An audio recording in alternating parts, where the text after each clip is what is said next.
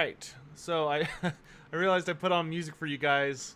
I went to grab something, sat down and looked at the audio, and it was like, you're not transferring any audio right now. And I was like, oh, great. So everyone's just been sitting in silence for a bunch of minutes.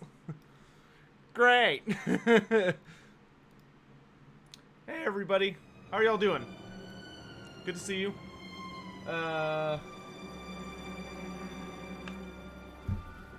Let's just hop right into it. Have I already gotten the quest battle? Yes, I already beat Gorok's quest battle. If you need any advice on it, I'm happy to give some. It's a kind of a nightmarish battle right now. It definitely needs to be tweaked, in my opinion.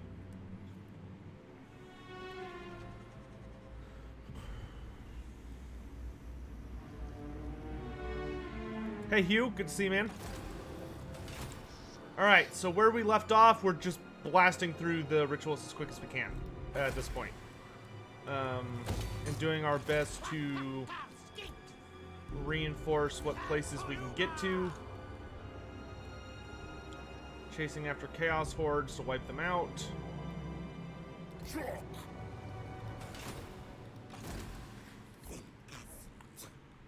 Hello, Hatchet Champion. How you doing today?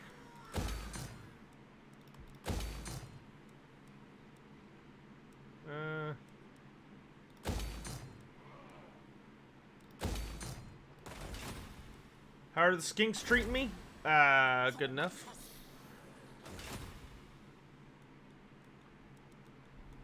Wish you could watch this with sound. Oh, sad face. Alright, we wiped out these little jerks. Alright, we'll heal up here for a little bit. How is everybody? You good? Been busy? Done anything interesting? It's the first day of October, so that's kind of fun. You know, you can officially talk about Halloween without being annoying, if that's your thing.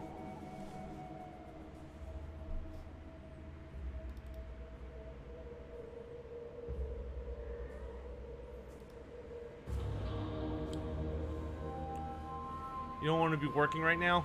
Yeah, I don't blame you.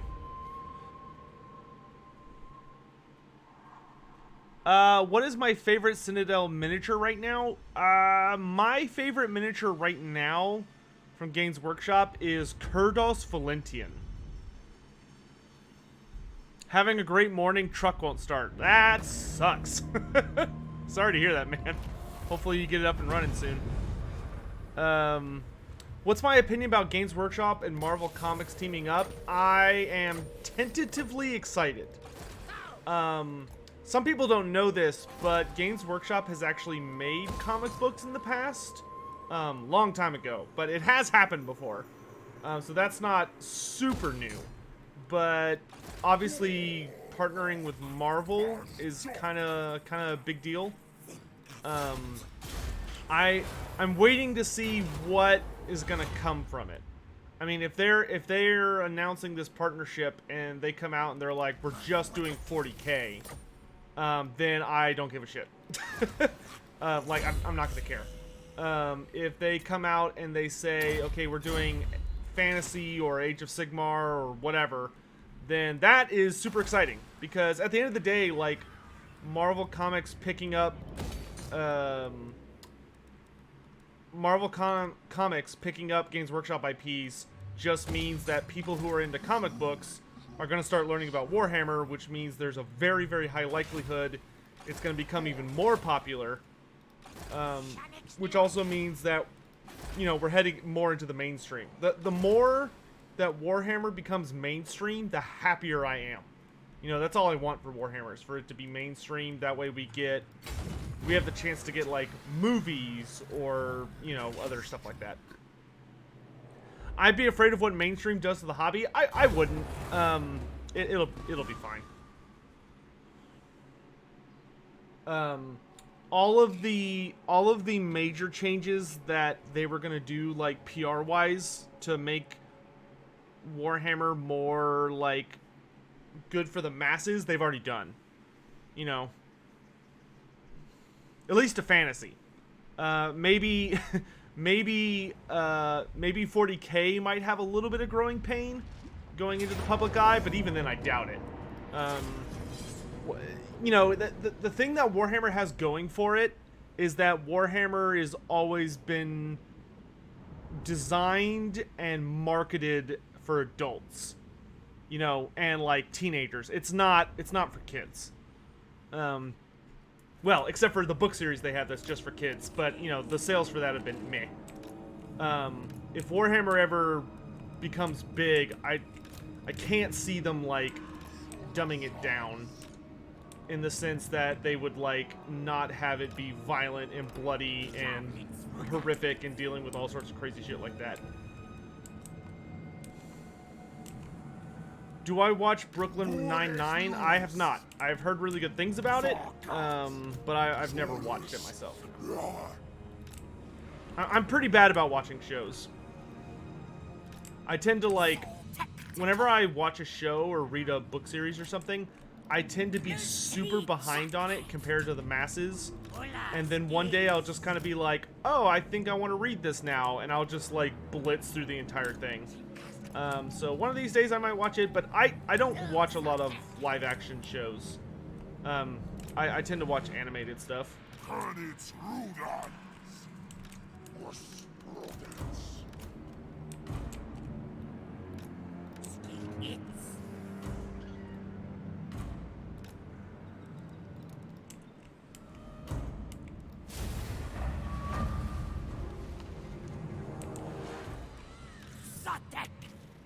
move it over a bit so we can activate this tower.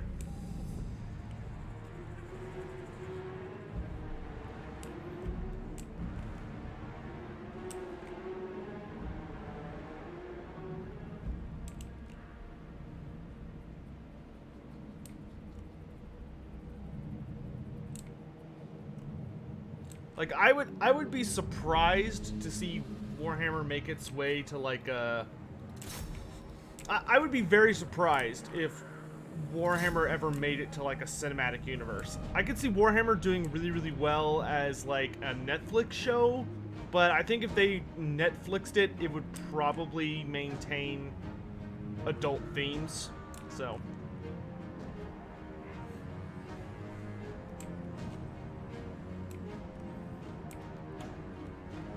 Watching a video about a dragon game. Dragon games? I like dragons. Only gonna catch 20 minutes. Destiny 2 Shadowkeep releases in 20 minutes. Oh, okay, that's fair. There's a guy I've been talking to on Twitter who's apparently like he's like the guy for Warhammer Fantasy or Destiny lore. So that's been like so Shadowkeep's been kind of on my radar.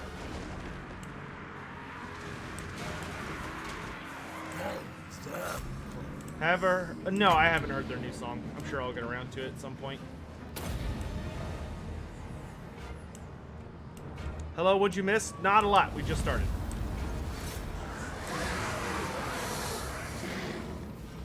Is it Biff? Yeah, Biff. Uh-huh. Very nice guy.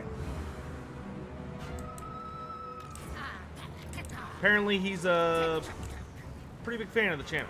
So, super nice guy though, lovely to talk to. I had a pretty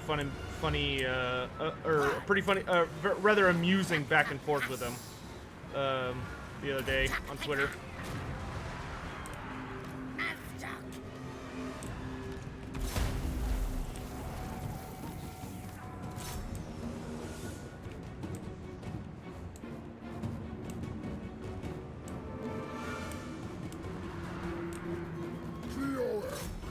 I'll have to watch some of his videos while I'm painting later today.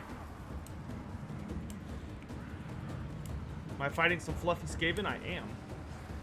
Doing my best to put them down. Okay, we've got them pretty outgunned, so let's go ahead and march out.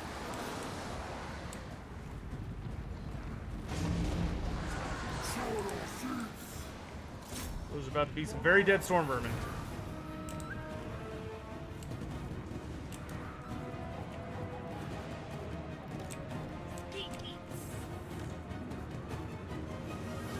here. Turn some fire.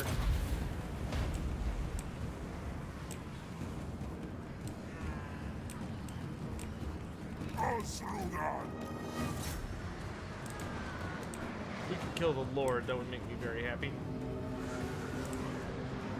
What would I think of Games Workshop allied with the Crooniverse of Steven Universe? Okay, so first, I'm gonna say I have no idea what the Crooniverse is.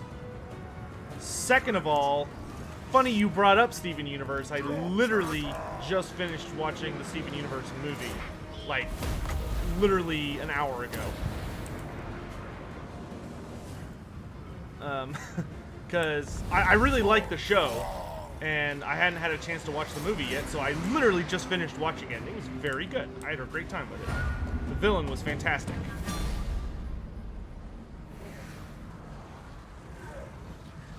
I think my only regret with it is, well, I'm not gonna do a whole review on it, but I liked it. That's all I'm gonna say. It was worth the $5 to rent it. Absolutely. Hey, Changer of Ways, how you doing, man?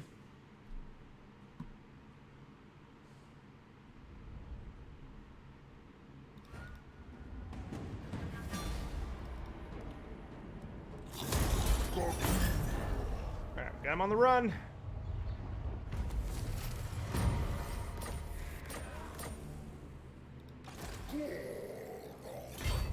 But, what do I think about Zelda Breath of the Wild? It was fucking amazing. I just finished that game, I want to say, I think I finished it about 4 or 5 days ago, and holy shit, what a game. I think the only thing I did not like about Breath of the Wild was I really wanted there to be, like, I really wanted, like, a 100% confirmation scene of, well, there are 2 or 3 things I didn't like. I would have liked a lot more dungeons. I thought the dungeons that were there were fun, but I thought they were kind of simple, compared to prior games. Loved the world exploration. The combat was very, very fun and rewarding.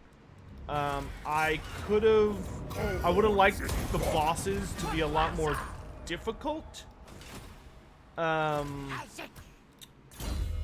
Those are probably the big things. See, this army is all about skinks, so let's upgrade some skinks. Trying to think what else. I thought the Ganon fight was pretty underwhelming. Granted, I measure all my Ganon fights by Twilight Princess, which, like, I think the Ganon fight against the Twilight Princess Ganon is literally like, I want to say I think if you like basically speed run it, it takes 20 minutes. But it's a lot longer than that for most people, and I think that's like the best one in the series. So I thought the Ganon fight was way too short. I thought the bosses were too easy. Loved the combat system. And maybe I would have liked. Maybe I should play it again on Master Quest. That would make the bosses better. I thought the story was a little short. I agree. I really enjoyed the story, but if you just like speed run the story, it's pretty short. Does my channel have a mascot? It does. It's 10 and 1. It's a skink. That's why Sotek's in the name. But I loved it, and after finishing it, I am stupid excited for Breath of the Wild 2. You assume Chloe's also an acceptable mascot. That's true.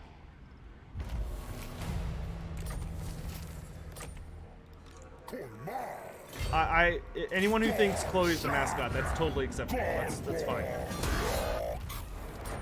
All right, wipe them out. Let's send you up there. You're gonna go over here. You'll hold here. Actually, I think this is the last ritual Norskin show up for, so let's head this way. We gotta start getting in position to deal with the next invasion. Okay, you're fully healed, so we're gonna have you head out this way.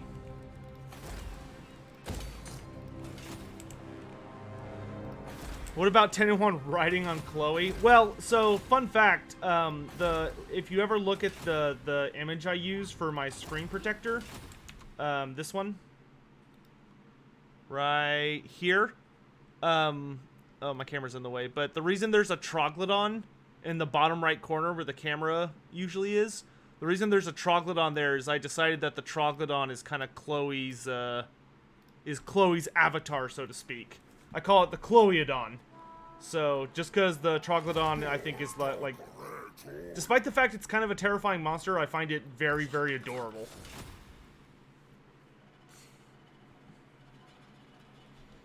Alright, Nazqua, have fun emotionally abusing yourself. How much does a skeleton warrior weigh? That depends on how much armor they're wearing. But I imagine they'd weigh somewhere in the ballpark of, like... probably like 60 to 100 pounds. I don't know. I don't know how much does a human skeleton weigh. I have no idea. Hey, Rock Cauliflower. What happened to the Hung tribe from the entire Warhammer Fantasy to the end times? Like, their entire history? Oh boy, no thank you. That would be like a full multi-hour video. In the end times, the Hung... see, Kurgan, Hung... the Hung invaded Cathay. They like, launched a full-scale invasion of Cathay. Oh, right, the AoS event. I think we've waited long enough, we can start talking about it. So, one thing I wanted to kind of talk to you guys about, that was, so, some of you may be aware, but I went to a Age of Sigmar event this past Saturday. And I wanted to tell everybody about it, because I'm sure some people are curious, and maybe you don't give a shit. If you don't give a shit, then that's fine too. But for those of you that do give a shit, I'll go ahead and inform you about my experience. Oh god, I wish this... Okay, real quick, hold on, I'm just thinking. Do that. So, on Saturday, I went over to... How's the Greenskin Q&A going? It's going good. I have collected all of the questions, and I've started writing the answers, but there are a lot of questions. There are a royal assload of questions. So it's going to take a little bit to get through all of them. But I have started on it. So that's good. Anyway, what was I talking about? Oh, yeah. So I went on Saturday to the event, and what I thought it was is I thought it was a tournament. So I thought it was like everyone shows up with 1,000 points worth of their army, and you play, excuse me, you play, you know, against multiple people until the day is done. I thought the Hung tribes were wiped out in the end times with the Greenskins and Cathay. They were, Hugh. They fought against Cathay, but they ended up losing that fight, and then they were eventually wiped out. But, so, on Saturday, I thought it was going to be a tournament. Turns out, was not a tournament. It was, like, the opposite of a tournament. What I showed up to was actually an event that, they're called narrative events. So there's, like, the rules are really unique because you're essentially playing a story, so to speak. And basically what it actually was, instead of being a set of, like, one-on-one battles, it was a 4-way free-for-all where your allies was determined by your allegiance. So, for instance, because I took my Night Haunts, my allegiance was death. So all of the death players were my allies. So, like, so for me, it was like there was another Night Haunt player, a Legions of Nagash player, and a Flesh Eater Court player. No, there was no Flesh Eater Court. It was just a Legion of Nagash and Night Haunt, and there may have been one other Legion of Nagash player. It was hard to tell. So they were my allies, and everyone else was my enemy. So there were Order players, there was a ton of Destruction players, and there were a ton of Chaos players. And you basically got put in almost random places, and there were 3 tables put together. So this battlefield was like, it was 3 6-foot by 4-foot tables, where everyone was fighting their own fight. And, well, yeah, like Raw Cauliflower, it's a super normal event, but I've never played it before for Age of Sigmar. But it's a really classic event at hobby stores. It was fucking crazy. It was so much fun. I think it lasted for about 5 hours. But, so I deployed in the center of the center table. Because where we got deployed was, like, randomized by the... Oh, hold on, movie. The great warding is fed by the geomantic web, which in turn is sustained by the Slann, residing in their star chambers. And so the stars were sent closer to the heavens.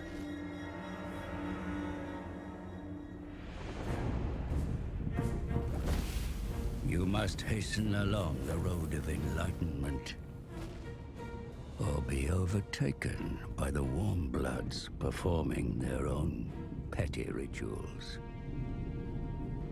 Okay.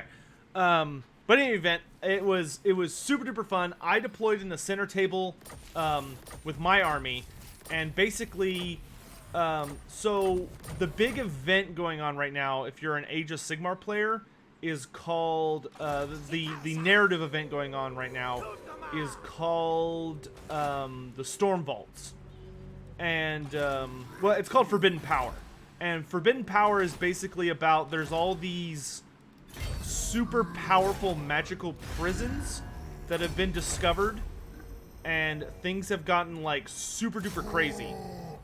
And these prisons have like really scary powerful artifacts in them. Like, some of them have artifacts, some of them have like horrible monsters, or like demons, or like all sorts of just crazy bullshit hidden inside them. And let's get Soulbound. So the way it worked was that in the center of the center table was the what is AoS? AoS is Age of Sigmar, Sir John of USA. It was the it's the game that replaced Warhammer Fantasy. So like Warhammer Fantasy was retired, and that's the game that followed it up. Obviously that doesn't really have a bearing on Total War Warhammer, but it does if you play tabletop. But anyway, so I captured the center objective, which turns out was the true Stone Vault, and I held it for so long, chat. The game was 5 turns long, and out of the 5 turns for the game, I held it for 4 of them. And then the last turn, I got fucked. So bad. So like, if you were on the other tables, what you could do is there were a bunch of realm gates, and if you ran up to a realm gate, you could choose to like open it and teleport through it. And when you teleported, you would roll some d6, and it would randomly determine which gate you came out of. CA made it clear that Cathay is not happening. I'm gonna need a citation on that. I don't think Creative Assembly, to my understanding, has not made any comments on Cathay. Is Cathay likely? No. But is it possible? Yeah. But I haven't, unless they've recently said something about it, I don't believe they've made an official statement. Did I win or lose? I lost. Because Chaos fucking backstabbed everybody like a bitch. So, long story short, what happened is I held the objective for most of the tournament, or event. And what happened was you could teleport through these gates, but where you would go ended up randomly. But the thing was, everyone was like fighting on their own table, so everyone was kind of contained until the fucking Beasts of Chaos player. So everyone, you know, your alliance is determined by your faction. So on the Beast of Chaos player, there was an orc player, so there was the orc player, there was an orc player, a goblin player, so like an all squig army, a Iron Jaws army, and then there was a Beast of Chaos army and a High Elf army. So the High Elves got just absolutely destroyed because they just got gangbanged by the other three. Because the Beast of Chaos player, instead of fighting against destruction like he was supposed to, the Beast of Chaos player was like, you know what? I'm just not gonna do shit. He's just like, I'm just gonna help destruction. So instead of fighting them and stopping them from just doing whatever the fuck they wanted, he didn't contain them, and they ended up teleporting across the different battlefields. So I'm minding my own business, defending the objective, and I've set up like this really nice, feed point where all of my opponents can't get to me because I'm basically so deeply entrenched, right? Like I'm like perfectly sealed away until those son of a bitch beastmen, which, don't get me wrong, I had a bunch of fun. Like, I'm laughing about it just thinking about it. But the beastman player teleports. He gets so damn lucky. So I have like all of my wizards and my support characters guarding the objective while my army is like in a big circle around me. Because the whole thing about Night Haunts is they're very defensive, so they're hard to kill. So I was like, oh, I'll just like hold this ground for a really long time. Well, the fucking Beast of Chaos player gets super lucky on his like teleport rolls, and he teleports on top of my casters and my support characters. He teleports on top of them with a Gorgon and 20 Bestigors, and I just got obliterated. Oh my god, like I just got my ass ripped in half. It was ridiculous. Very fun though. So I lost control of the objective at the last turn. And it cost me the game. Though the beastmen did get backstabbed by the forces of destruction, who immediately, so all of the ogres and squigs and greenskins immediately bum rushed the Beasts of Chaos player and killed him, which was pretty hilarious. I'm not gonna lie. Sure, we'll do what damage we can. Do I think CA will make each Chaos God a starting faction in Total War Warhammer 3 and make Ogres and Chaos Dwarves DLC factions? Junkyard Emperor, I don't. I think it's gonna be... I think it's gonna be Chaos, or Demons of Chaos is gonna be the starting faction, and then as DLC, there will be God-specific factions. But I think it'll just be Demons of Chaos, maybe Kislev, then Chaos Dwarves, Ogre Kingdoms at base, and then as DLC we'll get like the different gods having mono factions. But I feel very, very certain that Ogre Kingdoms and Chaos Dwarves will be in the base game at least.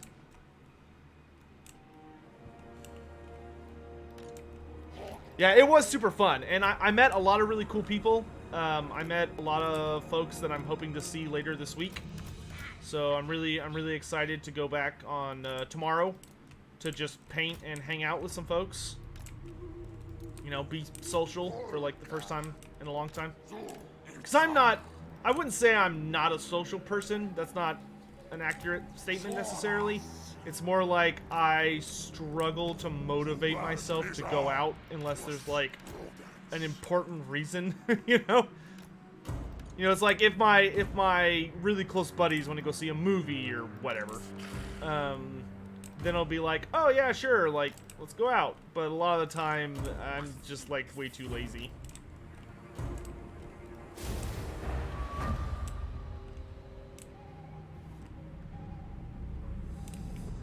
I mean, I don't mind the free cities.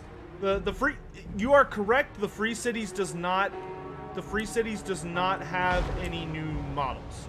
That is correct. But the nice thing about the Free Cities is that the Free Cities book really isn't intended as like a, hey, here's a brand new army book. It's, hey, here is literally pretty much all of the Warhammer Fantasy models with updated rules in a book. Would a house fire motivate me to go outside? Yeah, probably. I mean, I do have a desire not to die, so I would say that would be an appropriate motivator, yes. Ooh, let's get a good hit here. I think most people are very, very excited for that book. Just the rules for it look super duper cool. Boom! Look at that.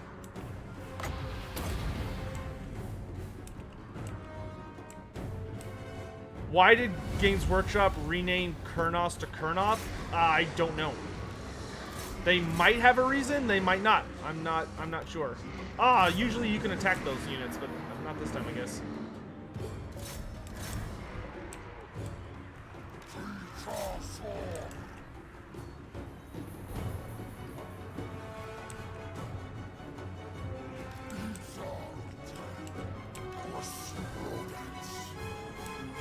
No, let's send y'all out this time. What do I find the most boring faction to play? I think gameplay-wise, I think the Wood Elves are the most boring, in my opinion. Whoop. I would say that I find the Wood Elves to be the least entertaining faction to play right now. Like, they're kind of like... Oh, wait, that's the... I can get the Screaming Bell, can't I, if I go this way? Yeah, let's do that.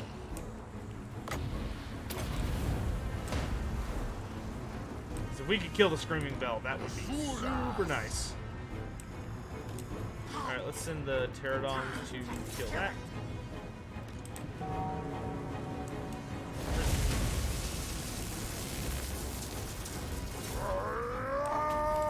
Is he not coming in? Because I've got scary, scary Cav.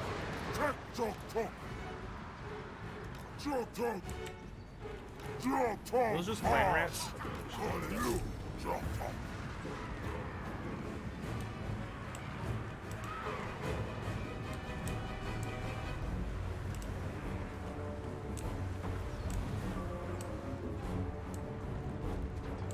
Yeah, I don't think the Wood Elves are boring to play in multiplayer. I think they're super bad single player. I think they have the worst single player. Like, I can at least make my own fun when I'm playing as the Beastmen or the Warriors of Chaos. Like, their campaigns aren't super interesting, but I enjoy them. The Wood Elf campaign has moments where I'm like, I would rather tear my own eyes out. Like, it's just agony.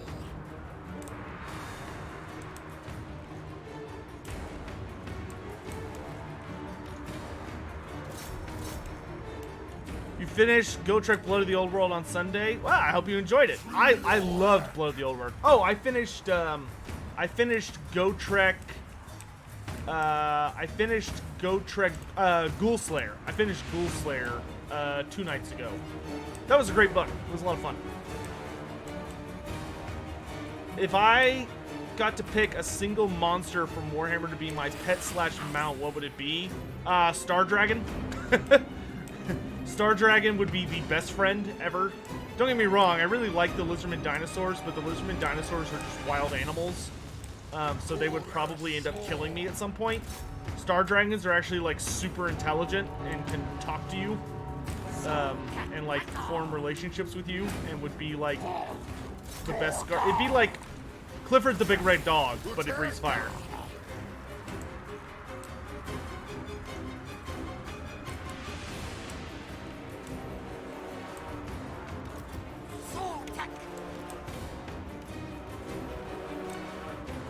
Why not an Emperor Dragon? I mean, Emperor Dragons are not very friendly. That's why. Star Dragons are, like, unusually friendly. Because they're very chill.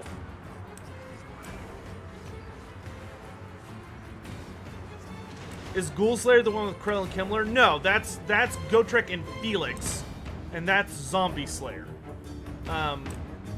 Ghoulslayer is from Age of Sigmar, and that's from the Just Gotrek series.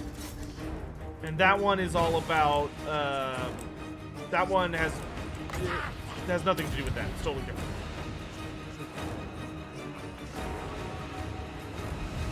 Is the Imperial Dragon smart? Not particularly, no. It can't communicate. It's a dragon, but it's not like a particularly wise or interesting dragon.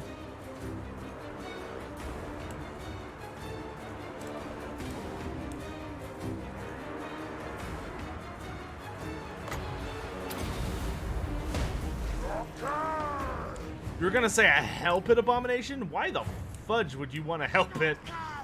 A Hell Pit would kill you so fast. They would make terrible pets.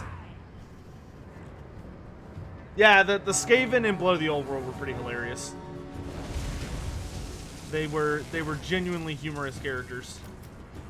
Oh yeah, I forgot my Saurus are unbreakable because of the rite I performed. That's awesome. These guys are gonna kill a ton of rats. Yeah, fight to the bitter end. Why am I streaming at midnight? Because it's not midnight where I live, and I don't care where you live. Sorry. I only care where I live. Okay, so the only reason we haven't had a paint stream yet is because to do a paint stream, ideally I get to use my laptop, and I still am trying to get my charger.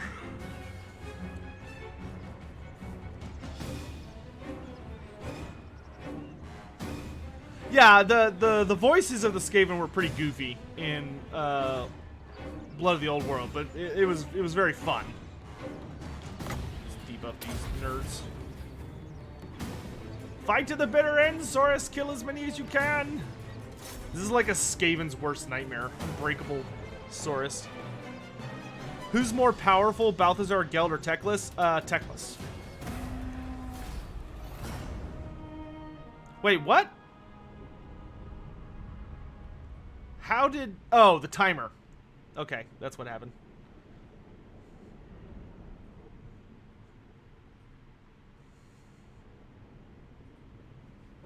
Dread Saurian is the best mount. Dread Saurian has no business being a mount. No business. It's too big. Too violent.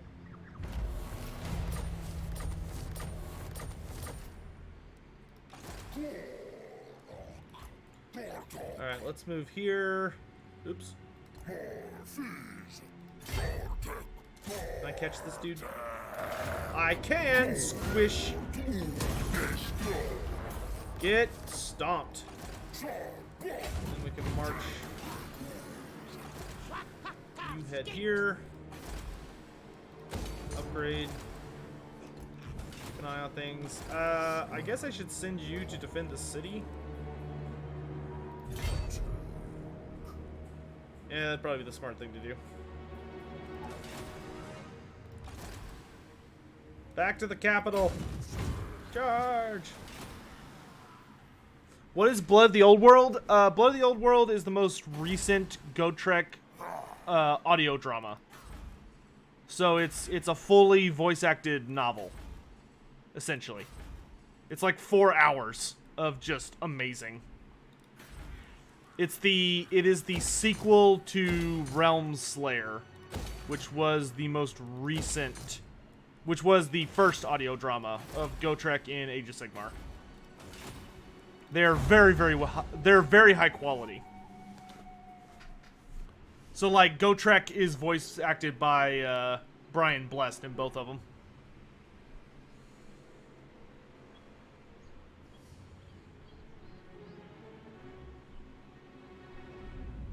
What setting do I have to see names on the campaign map? That's in the base game now. To my understanding, all you have to do is press the spacebar on the campaign map.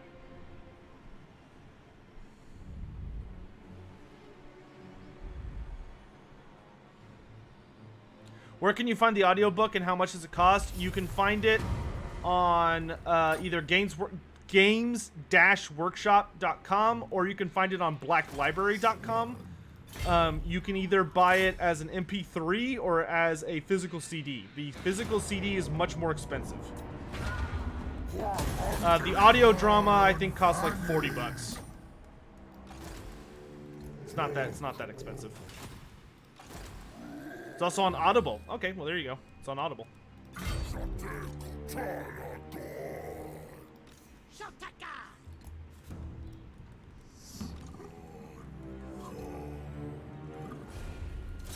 Alright, let's keep after him. Hound these chaos dogs to the ends of the universe.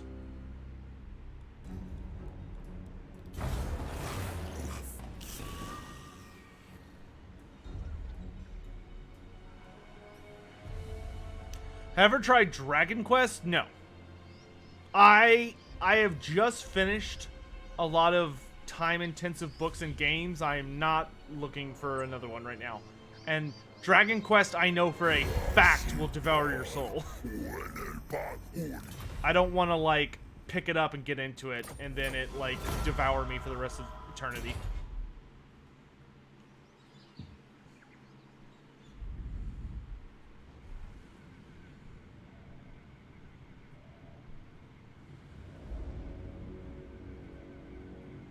How do the realms work in Age of Sigmar? I explained that in a video that's coming out very soon. We've got a four-part series coming out that's like all about Age of Sigmar and all of your questions pertaining to it. So I don't want to like get super into it because that's what we got for that. Do I play 40K? Yes. I play the PC games and tabletop. I have not played 40K tabletop in a little bit, but I played with Turin when he was learning. I learned alongside him. I play Tyranids. And I have an assload of Tyranid models that I just don't want to paint. Like, I just don't want to paint. Like, I enjoy painting my Night Haunts, but there's just so many gaunts, and I just don't want to do it. There's so many gaunts. It's like, I don't want this. This is bad.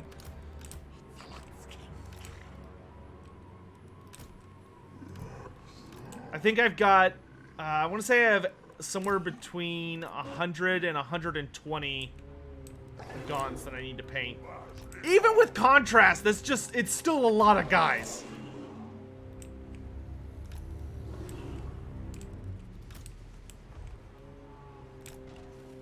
Like, I haven't bought any of the contrast stuff yet, and that's the thing, is it's just a lot of money. It's a big investment. I want to finish painting my Night Haunts before I even start on my Tyranids, because I care a lot more about my Night Haunts.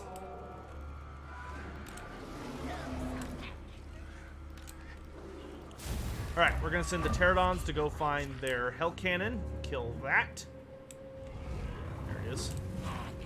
That way we can just sit here and enjoy ourselves. Did I like the character Jourdain in the audio drama? I liked Jourdain in both audio dramas. He's a really, really good character. Uh-oh. Spirit Leech, that's rude.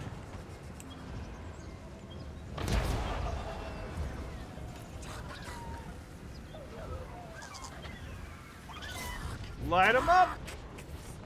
Not them, him.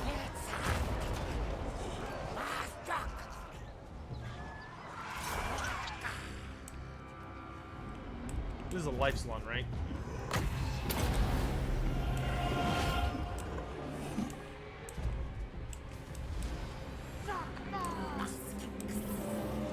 Dude, I'm gonna be honest with you guys. I do not like Space Marines. I loathe Space Marines. To be totally, just to be totally frank. I am not a fan. Can't stand them.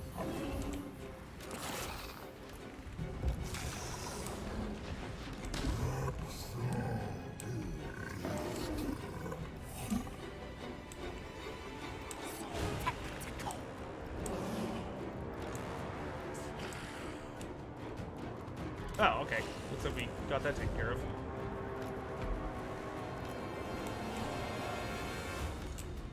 If you could stop spirit leeching my pterodons, I'd really appreciate that.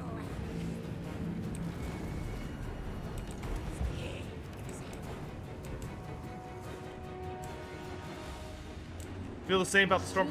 I have come to appreciate the stormcast. I still don't like the stormcast that much, but I at least appreciate them because the stormcasts have a lot of really notable weaknesses and struggles and hardships. Space Marines, I can't sympathize with Space Marines. They're just too ridiculous. They're absolutely crazy.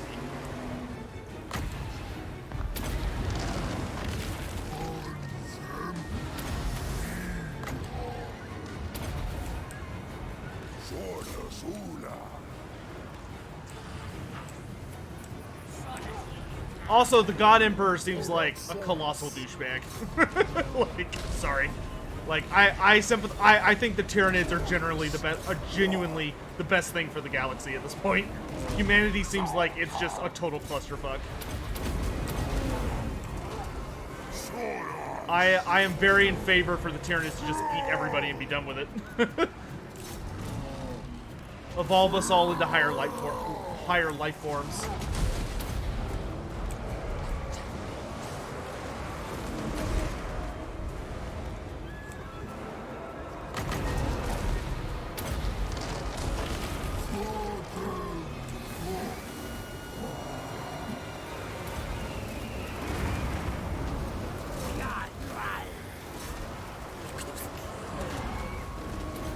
Get fucking shot by a witch hunter. I can feel it.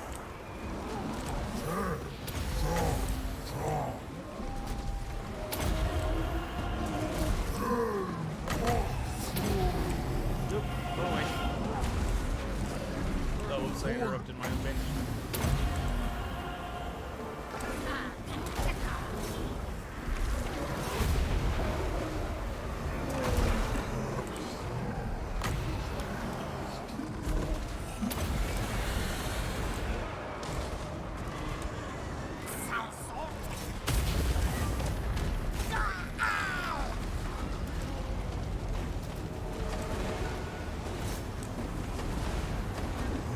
Oh, I forgot my rippers. Rippers! Let's find something to kill. Trolls.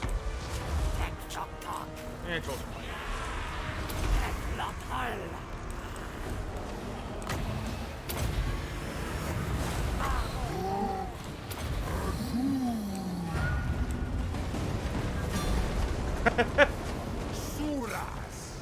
Emperor of Man. If you could just get all the way off my back right now. I'm gonna need you to get all the way off my back. Oh, okay. Vortex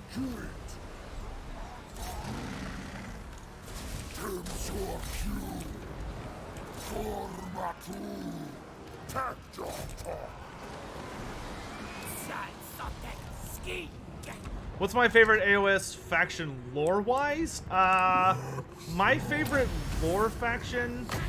I mean, I still have a pretty big soft spot for the the Seraphon, though I'm waiting on their new lore.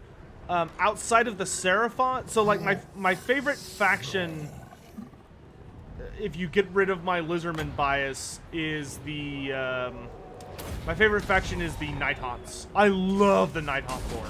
It's super kind of messed up and horrible, but I love it.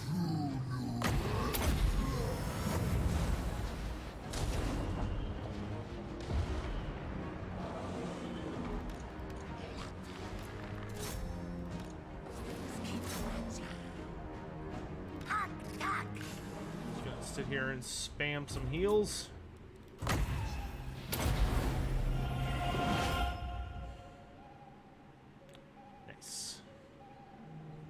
Do I watch if the Emperor had a text-to-speak device? Yes, I did. I haven't watched it in a really long time.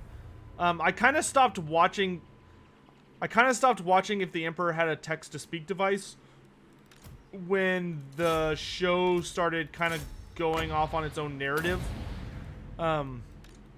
I really liked the show.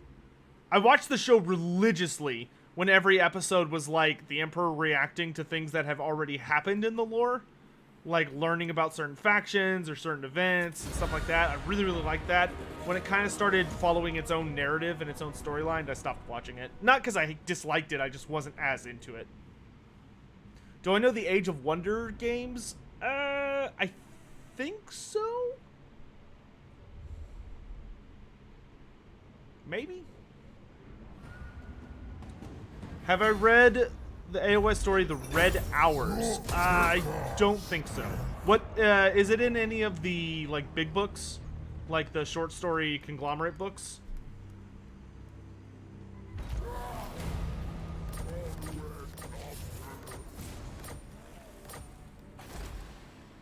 Because if so, then maybe. If you can only get it as a short story, then definitely not.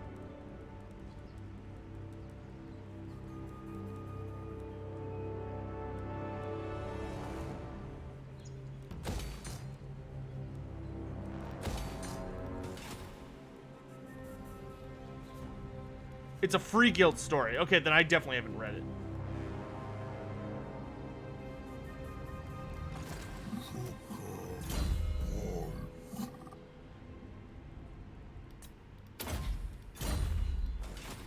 Okay, wipe this nerd out.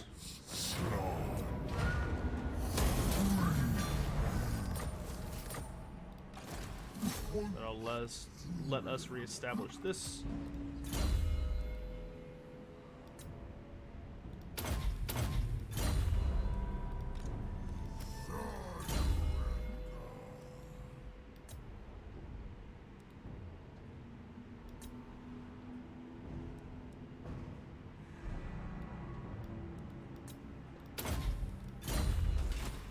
Are the greenskins fungus in fantasy? Yes. Yes, they are. Has there been any tie-in with the Seraphon and being pissed at the Fire Slayers killing salamanders? No, because the Fire Slayers use the salamanders as mounts a lot of the time, and like are friends with them. They're salamanders, which their salamanders are very different than the lizardman salamanders. The lizardman salamanders are like totally different thing.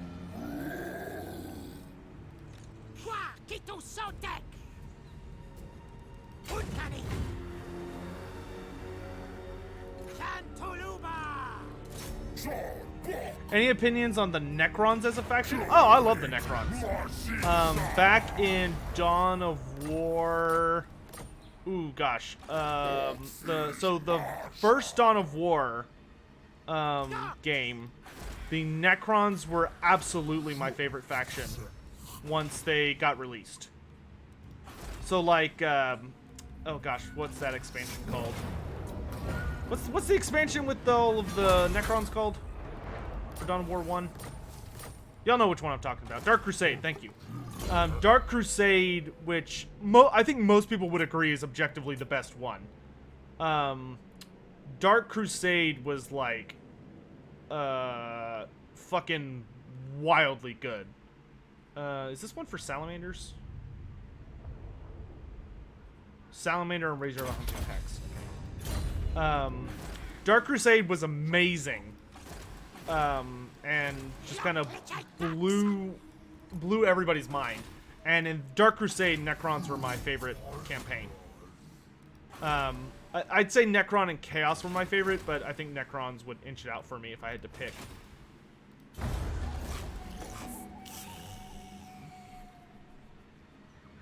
Games Workshop teaming up with Marvel? Yep, Marvel Comics. Marvel Comics. Should be noted. There is a slight difference there. They're not going to be making movies or anything yet. It'll depend upon like how the comics do and all this other bunch of other crap.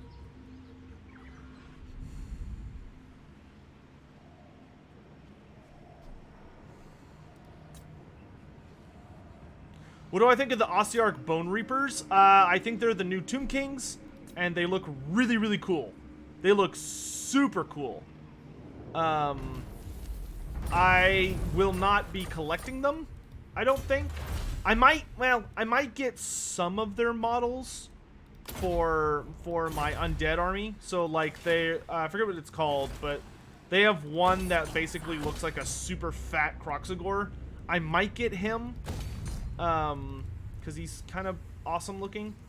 But I'm not 100% sure yet. Still kind of on the fence about it.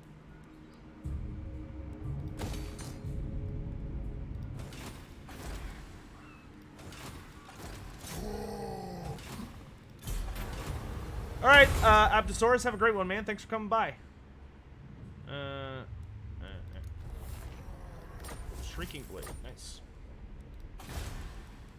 We're just gonna keep upgrading all our crap. That way it's like perfectly ready. Also, how far away are the Dark Elves? Oh, okay, the Dark Elves will accomplish their mission next turn, which means that we're gonna send Gorok to go deal with that BS. So that'll be fun.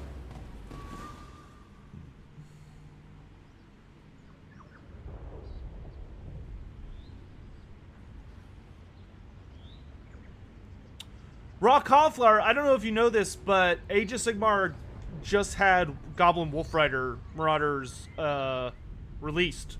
There's a warband. There's a warband of them for Underworlds coming out. Beastgrave. One of the upcoming Beastgrave warbands is an all Goblin Wolf Rider group.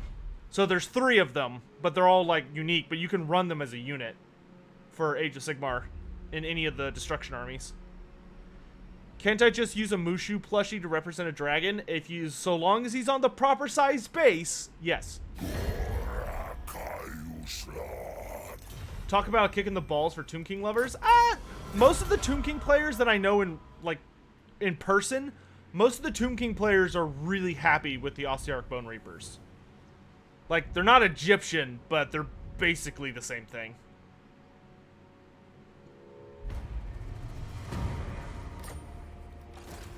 You know, they're constructs instead, but...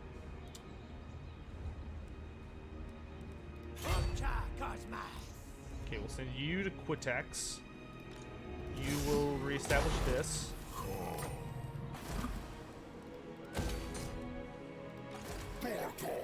You'll just hang out.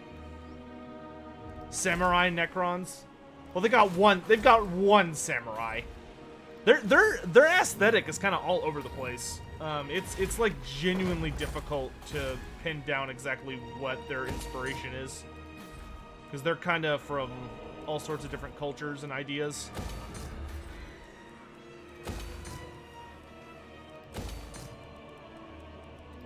Shupyadol is nice and secure, I'll tell you that.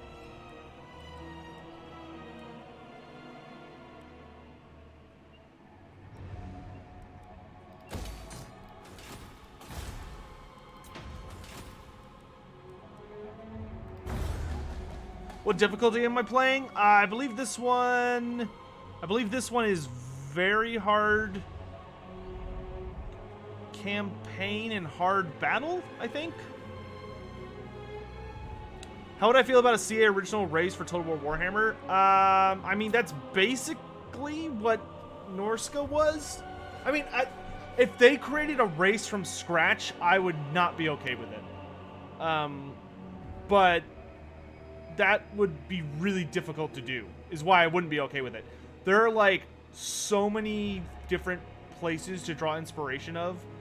Like, Cathay has background stuff you can make from, Nippon has background stuff, Araby has background stuff. Like, there's no place in Warhammer that like doesn't have something going on. You know what I mean? Which Lizardman, legendary lord from Lizardman do I like the most? Tenant One is my favorite, even though I think his campaign sucks. Alright, let's go beat up Malekith real quick. Oh, is my right over with? That's unfortunate. That would have been very handy. But still, this should be pretty easy with Lord Croc.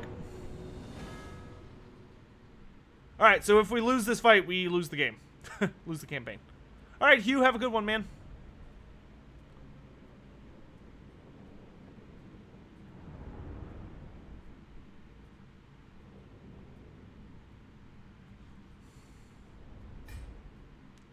Did I see the picture of the tin? No, Scala Ken. I'd love to see that.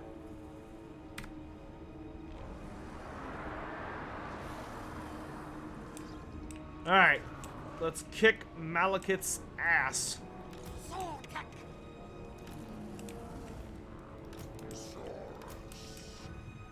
Temple Guard, we're just gonna march right up the bottleneck and just choke him out. We'll send Croc with them. Gorok will go with all the Saurus.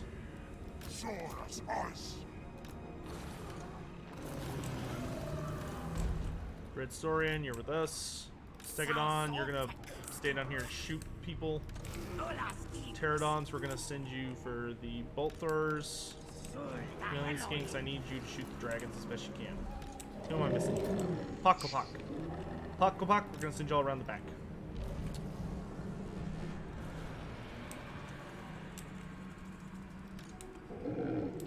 Should Mazda Mundi, Morathi, and Teklas have greater arcane conduit campaign? Yes. It would not be bad for them to have it.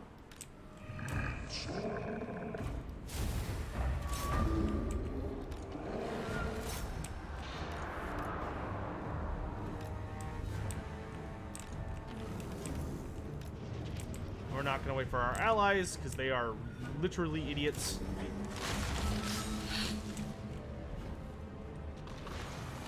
A little bit. Oh no, Dragon Breath. Whatever will I do?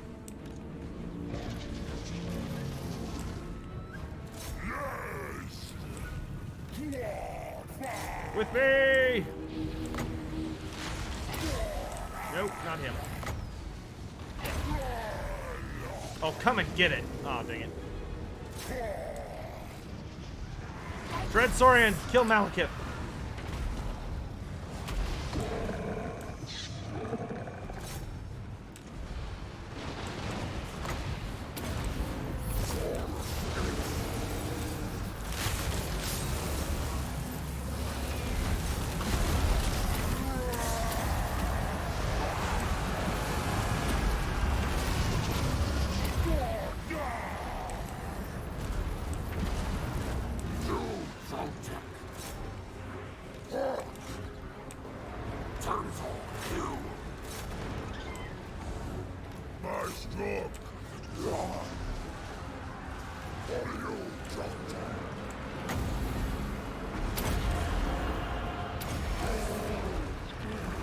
Let's have some fun.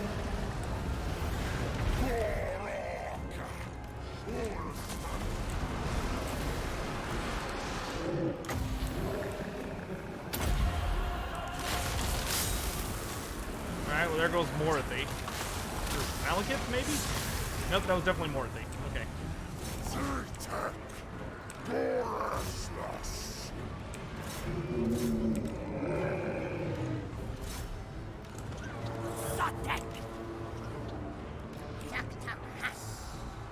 Chase them off, lads.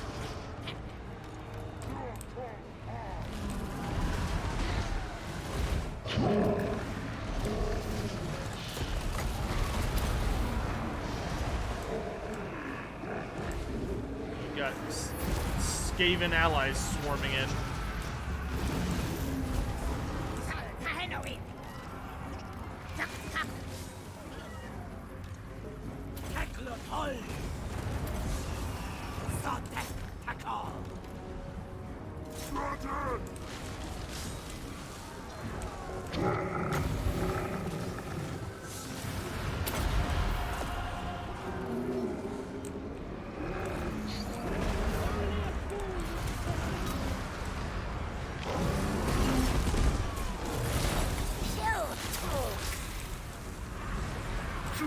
Get Malekith, you big oaf.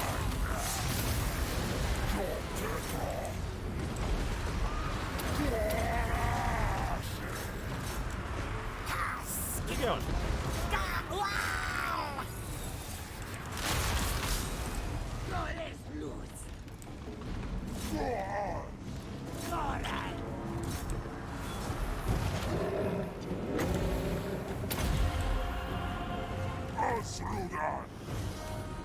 Wait till the explosion. Nice.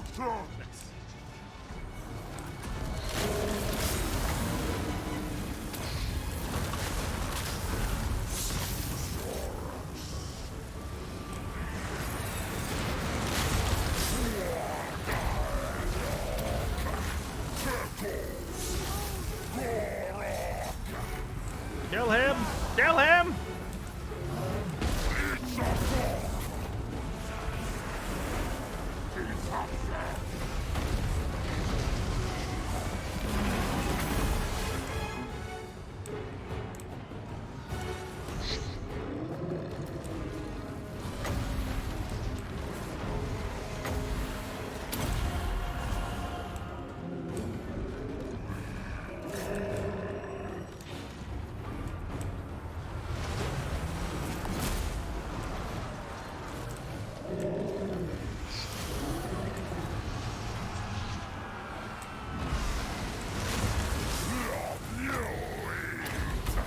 Alright, that's it. Malekith has lost the battle for the They Vortex. are driven off, my lord. Their plans are thwarted. Victory! Bring him down! Bring him down!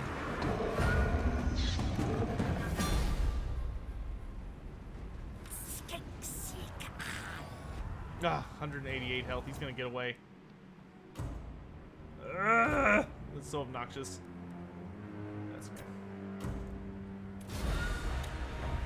For the next Skaven Lord pack, would I prefer Pack Masters as a hero choice or Master Molders as a Lord choice?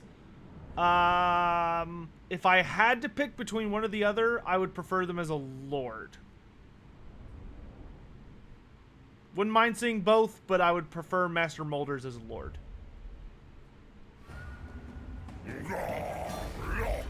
Because that's an instance where it would make sense.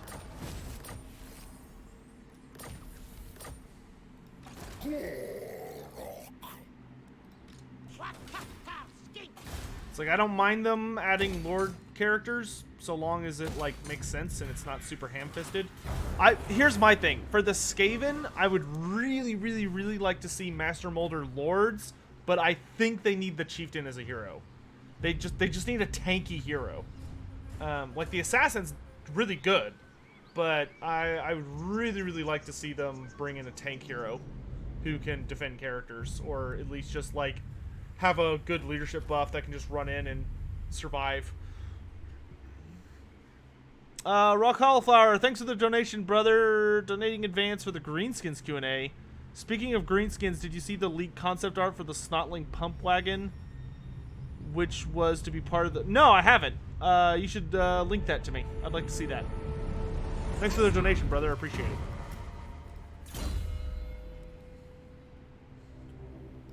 I would love to take a look at that.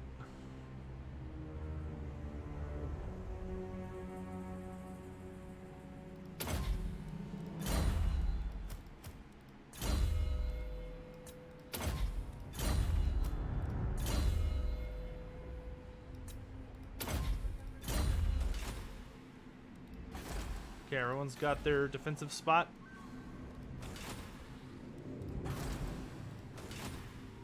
What about a unit of 13 incredibly... Well, the thing about a Guardian or a Storm Vermin is we already have that. That's literally just the Regiment of Renown. I don't think because that's literally just the Council Guard, which are already in the game.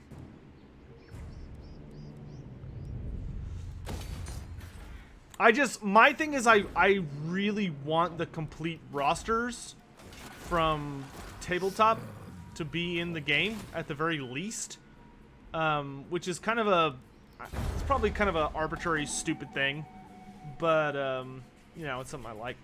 Felcon, you inspired me to start a Lizardman campaign. Which Lord should I choose? That depends on what your goal is. If you want a challenge, I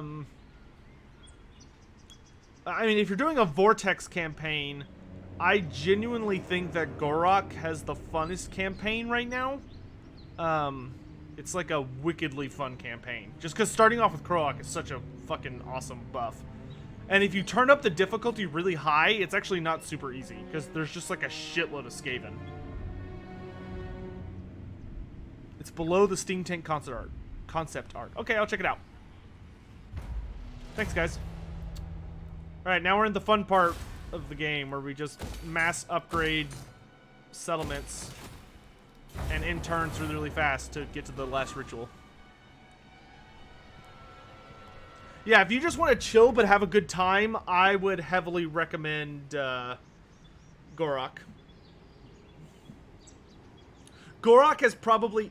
Funny enough, of all of the campaigns they've released for the Lizardmen, I think both of the free ones, the Tic-Tac-Toe campaign and the Gorok campaign, I think they are genuinely better than the Tenenhuan and Nakai campaigns. I think the free LC Lizardman campaigns are vastly superior to the DLC ones.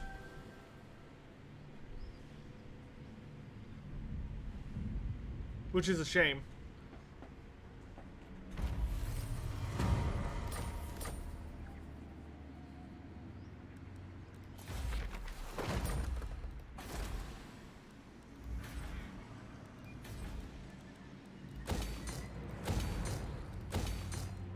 Like, doesn't feel like that should be the case, but unfortunately it is.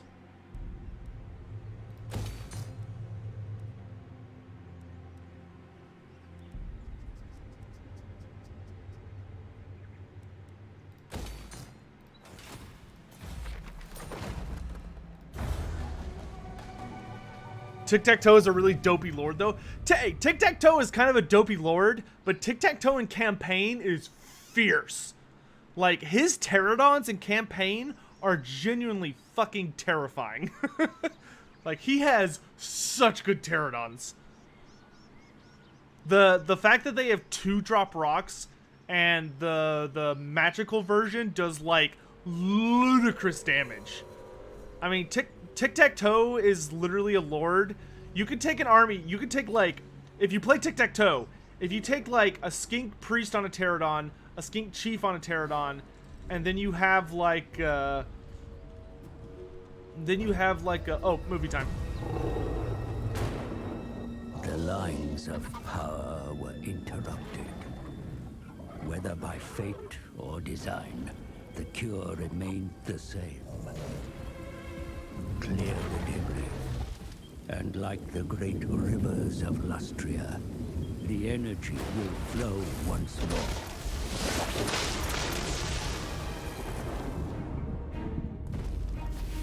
Progress has been made.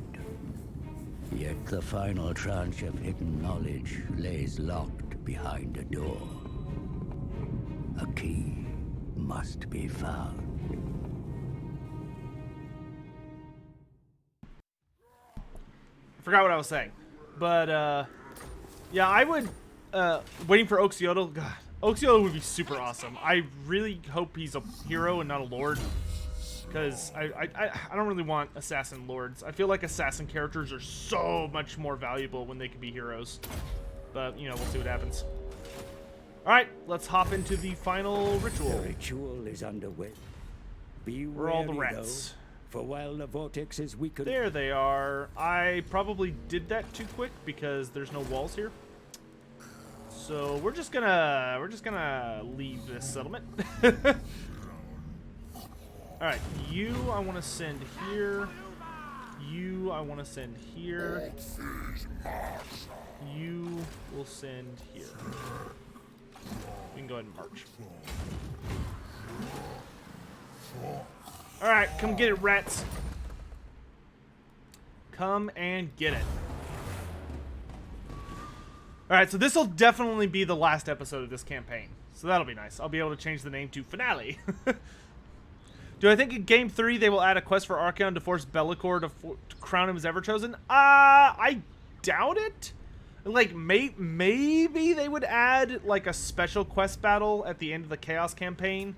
Where you have to, like, if you're playing as the Warriors of Chaos, where you have to, like, force the other Chaos factions to bow to you.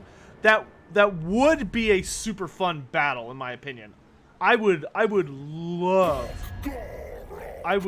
genuinely love a battle where it's like, okay, you want to be Everchosen? Well, now you've got to fight like all the other Chaos factions in like a crazy quest battle.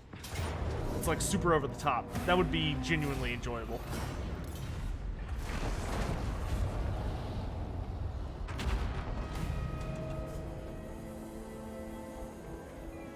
It was the comet's wake that weakened the Vortex.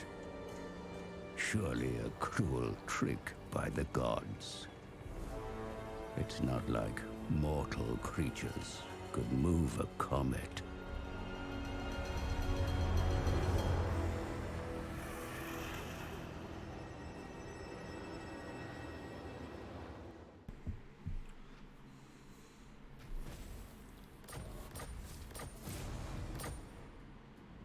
All right. Well, the Wellspring of Eternity is about to get whooped, but that's okay. I want you to head to the Chamber of Visions. Alright, the rest of you just hold your ground. Wipe out these intervention armies real quick. Which will make this Slawn nice and buff.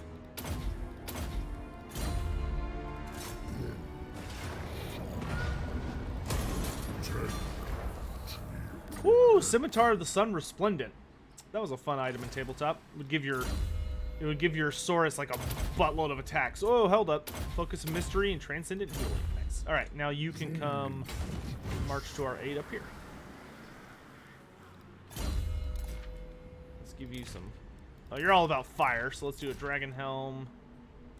I don't want you with like a crazy cool weapon.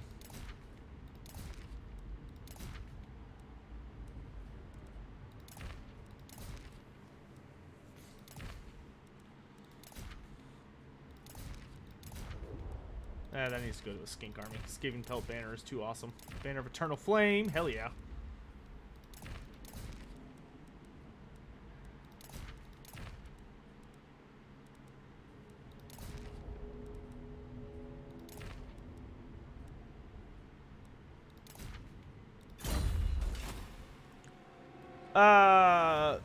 Hi Sotek, what's up with the AoS stuff you were talking about? Oh, I was just telling people that I went to an event on Saturday, and it was a buttload of fun. Also, we've got a 4-part series coming out in about, I think, I have been told that it will be ready before Friday. But the first video will be ready before Friday. Second one should be out very, very quickly afterwards. Actually, the other two, honestly. The last one's going to be kind of like a Q&A video, which you'll learn more about in the comments. Or in the videos leading up to it, but I'm really, really excited to share it with you guys, because we're gonna kind of have like an education day on all that junk. Oh, I need to summon a Slawn to defend Spectazuma. Will I go to LVO in January? Probably not. Or no, I won't. I don't travel, at least right now. Let's get a high magic Slawn to defend this city for us. Starting off at level 20, because we have so many things. It's so crazy.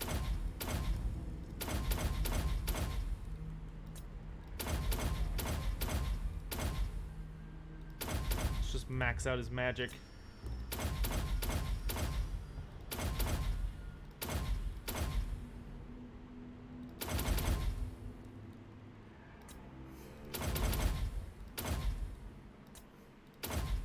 Boom! Level 20? How? So, the way to get Super Slawn in, like, hysterically fast ways is by building an assload of these. Whenever you build a Star Chamber, it gives you +3 recruitment ranks faction-wide. So I have a buttload of them. Alright, Falcon. Thanks for coming by, brother. So if you ever like, man, I could really use like a really powerful character, just make a bunch of those. You can get like, it's if you're really religious about it, it's genuinely easy to get super powerful Slawn, like, boom.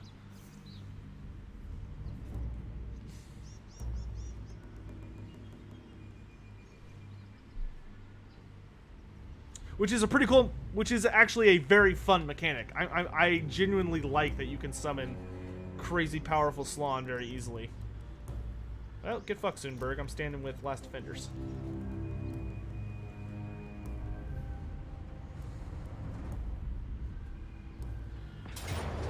Too lazy to fight that.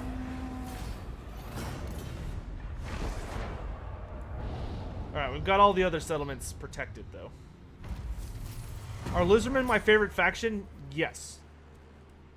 Beyond a shadow of a doubt.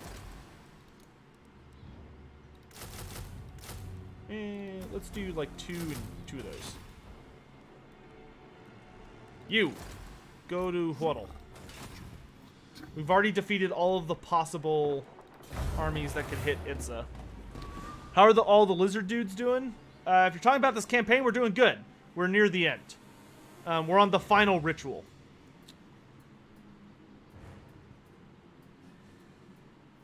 What turn am I on? 165, I think? We took our time with this campaign. I spent a lot of time just trying to take over Lustria. Why are Lizardmen my favorite faction? Oh, I don't know. Well, yeah, I do. When I've been a Lizardmen fan for almost 20 years, and B, growing up, I was just like a super big fan of dinosaurs, and it just kind of evolved more and more and more until they kind of took over as my favorite faction. But I just like everything about them, to be pretty frank. I like their aesthetic. I like the fact that they're like the ultimate guardians of the planet, and that they will do anything to protect it. Like I like that they're the good guys, even though they're not really good. You know what I mean? Like, they're the ultimate order race, and I love those kinds of heroes, so to speak. No, Gracie, never wrong. What can I get that's really, really good for one? Ooh, Pterodons would be nice. Maybe a unit of Sacred Truck Scores. March my butt up here and kill all these rats.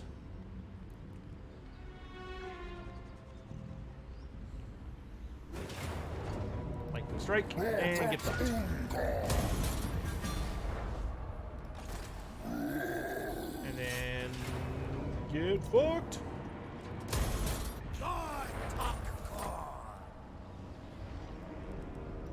Alright. Killed a buttload of them.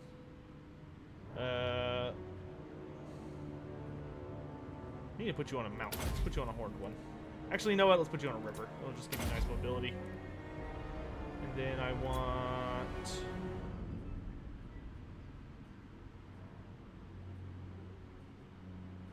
do Beast Driver.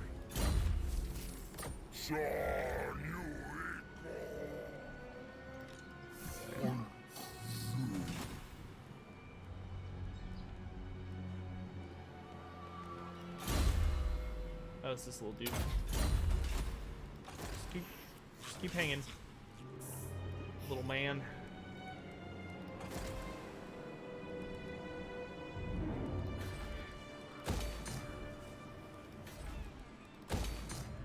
How is our geomantic web looking? Pretty sexy. It's got a couple of not great spots, but for the most part, pretty sexy.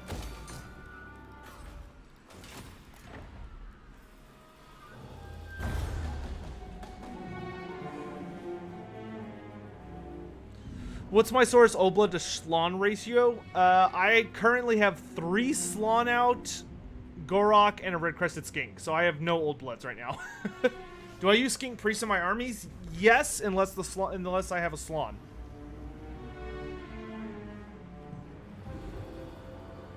Austria. It's okay, I still get shit. Some of my lore videos are very old now, and like, to the point that I need to redo them at some point. Not well, to add little details and stuff, but mostly just to clean up the audio. But my Manfred von Karstein video, virtually every comment on there is always like, oh, he said Slovenia instead of Sylvania. Because, you know, it's like a real place. And everyone just thinks it's fucking hilarious. Nothing like reading the comments on a video and it's just like the same joke over and over and over. It's like, wow, people think they're so fucking funny.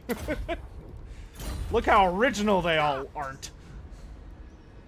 Do I refuse to use the Crocscore Ancient? Yes, I protest the Crocscore Ancient. That is correct.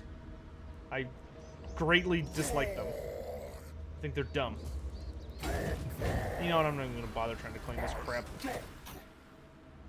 Do I have an end times lore video? No. What I do have is a set of video. Whenever I make a character video,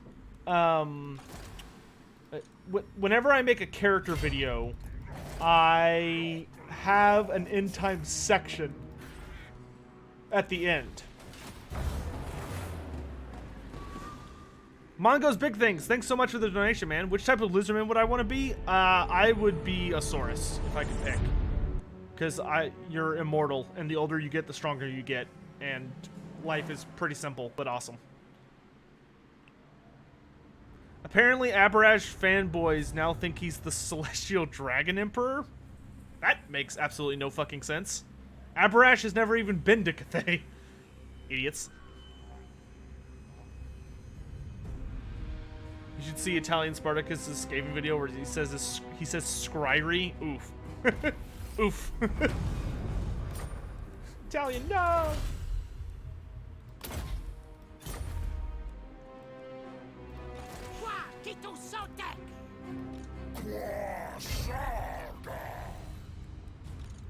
Skinks are superior. I do like skinks more than I like Saurus by a little bit. However, I do think that Saurus have a better deal if I was having to be turned into one. You'd want to be a Slon so you could be thick. I'm already thick, so at least that's what people told me at the last Ever Chosen. I think that was a fairly common comment on the live stream. It's like Sotex thick with 2 C's.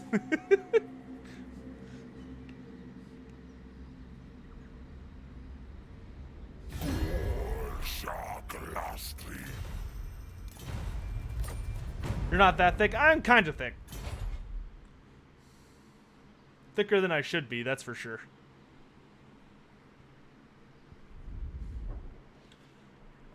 Okay, I'm gonna take this off Nagaron because I just don't care.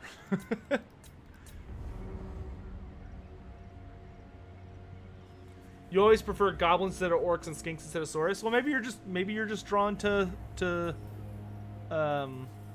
little guys. Do I have Gorok's special weapon? No, you cannot get the Mace of Olomouc in campaign. The Mace of Olomouc, which is Gorok's special weapon, for whatever reason, CA forgot to program it into the game. So the only way to get it is either through a mod or to wait until they update it. Hopefully we'll get a patch in the not too distant future.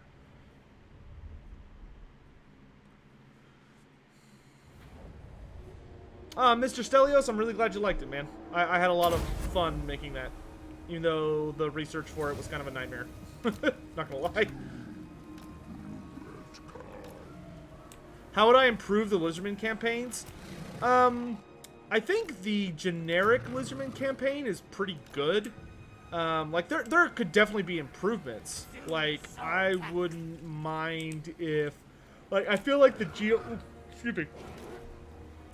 geomantic web is kinda underdeveloped. Right now it gives you a buff, but the buffs just aren't that great. They're okay. But it'd be nice if it gave you genuine power instead of just oh,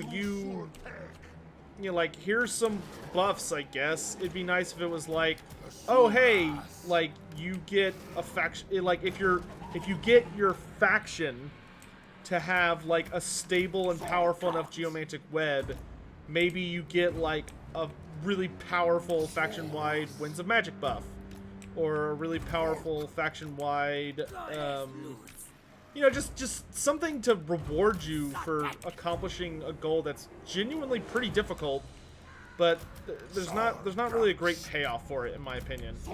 Like, completing the geomantic web is something you do because you're a completionist, or you're like, well, I've got some extra slots in this building, I guess I'll just do it. Like, there's not really a great incentive to actually do it, in my opinion. And I think that should be repaired. Beyond that, the only other thing I'd say for the Lizardman campaign is that the army abilities for the Lizardmen are rather poor and could use an upgrade. So, like I'd really like to see having a brain fart. Like this one, the Holy Stella ability. It reduces accuracy and missile damage, but that's kind of garbage, really. I think it would be way better if it, like, I don't know what I would rather it do. Like, I think I would actually rather it increase missile resistance as opposed to lowering missile damage and accuracy. Because especially, like, if you read the writing, it says, the Old One's sacred words given agency through the written word to smite foes who have hitherto lurked just out of range. And all it does is reduce their missile damage and accuracy. Like, it reads like it should be a damaging ability, and it doesn't do anything, first of all. And second of all, like, it's worse when you realize some abilities, like the frickin'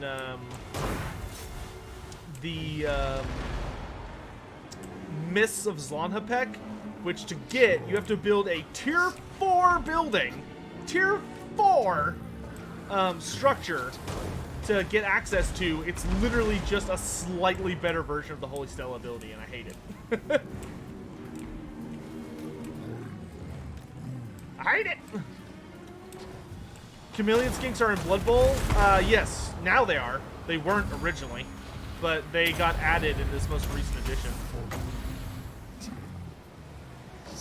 Gonna hit him with an Arcane Unforging. He can enjoy just not having magic.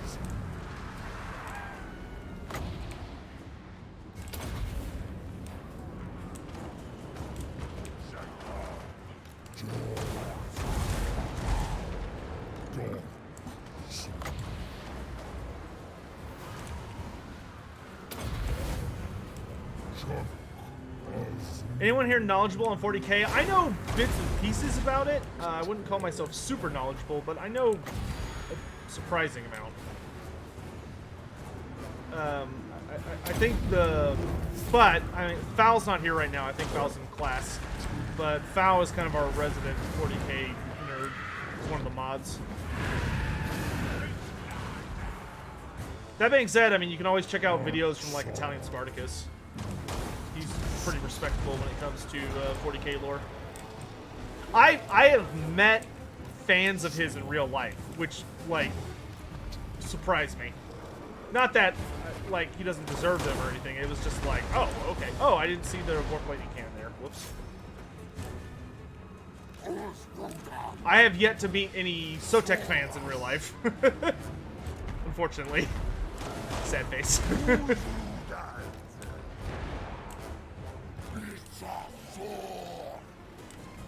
Plug the wall or gap.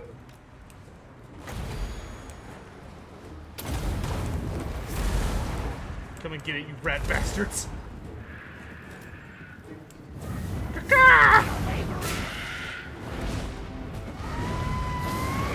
God, that does so much damage.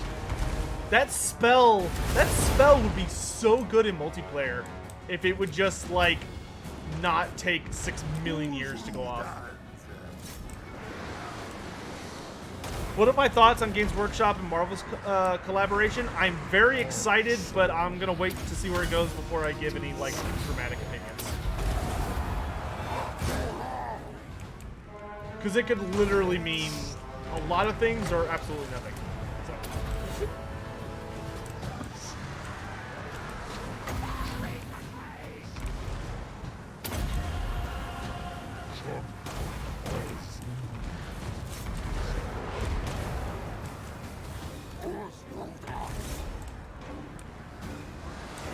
That did nothing.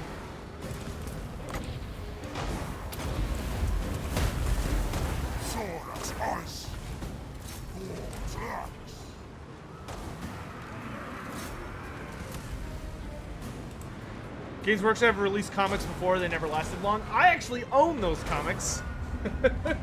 I own the, there was a trilogy of comics released by Games Workshop, and I own them. I have not read them, but I do have them. I haven't gotten around to reading them. Do I think 40k or AoS comics are more likely? 40k. 40k is guaranteed. Fantasy or Age of Sigmar, maybe. They pretty much bluntly say on the announcement, like, there's gonna be 40k comics, and they don't really make any AoS references. Cold Vengeance. Oh, I don't think I've ever gotten this one before. That's fucking cool. Super cold ones. Get spanked.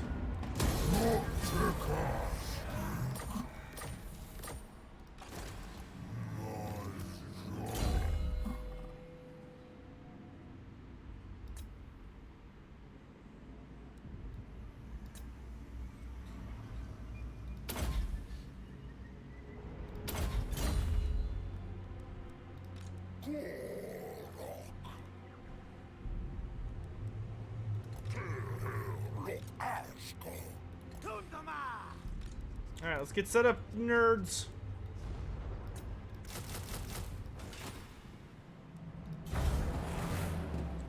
First wave of Skaven is dead. Well, it was the Age of Sigmar account that posted the thing. Oh, I just saw it on the Warhammer community page. That's where I get all my Warhammer news from. Do I think we'll get the Crazy Hat Chaos Dwarves or the Oz? Oh, the awesome Forge World guys. Okay, there we go. I think we're gonna get the Forge World models, not the old school ones. Personally, I prefer the Forge World Chaos Dwarves. That being said, they're gonna have to expand their model range a bit, so I would not be surprised if we get some of the Crazy Hat Dwarves. That seems very likely. Alright, now we just in turns until the end. Have I read the new Gotrek in AoS? And what did I think? Yes, I have read it. I really enjoyed it. I read Ghoul Slayer. Ghoul Slayer was a lot of fun. I was a little disappointed when it didn't go where I wanted it to. And it felt like Ghoul Slayer takes place after Blood in the Old World, but it kind of backtracks a little bit. Like some of the stuff that happened in Blood of the Old World basically gets done again, and like how to do with like Gotrek and his relationship with Grimnir, and like how he feels about using his power and stuff. It feels like they literally just did that twice, once in the audio drama and once in the regular book, and I really didn't appreciate that. Like, I want the Gotrek series to be a continuous series where the authors address each other's works and like keep the narrative moving. And it felt like Ghoul Slayer kept the narrative moving but kind of ignored Blood of the Old World. So so Joseph, it is official that the Strigoi believe themselves to be Bretonnians. They think they're Bretonnia. So, in a sense, yes, they are Bretonnia. That being said, I am honestly expecting Games Workshop to release a knight-based faction probably within a year or two.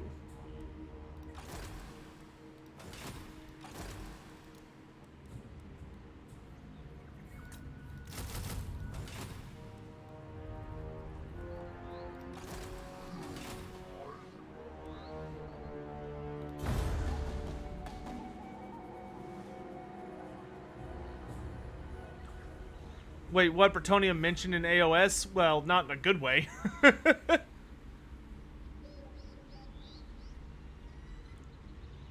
There are chaos dwarves in AoS.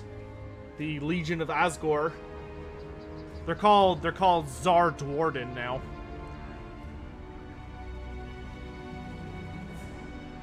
No! Krokgar died. Oh, my heart.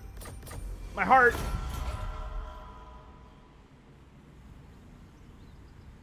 Don't worry, Krokgar will achieve ultimate victory. I promise. All right, movie time. The final piece of the puzzle. A relic to turn the cogs of the world and bring alignment lay beyond the great falls of Azteco. A key would be discovered. One to unlock knowledge both welcome and unwanted.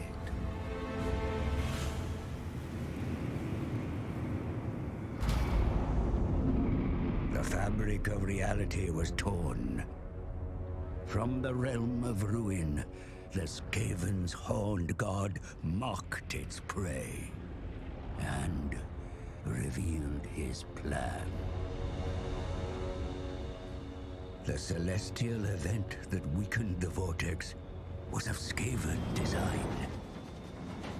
A parody of the true comet. The Council of 13, the Ratmen's highest authority, were architects of this grand manipulation.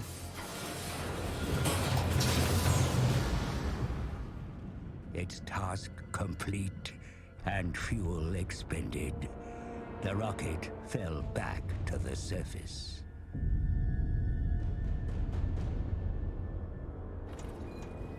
When the wreckage was discovered, its purpose remained unclear until now.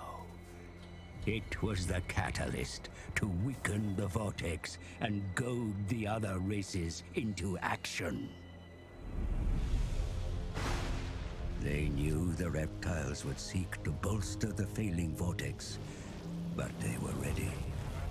Every ritual cast, the magic was stolen, absorbed into the Horned Rat's bell.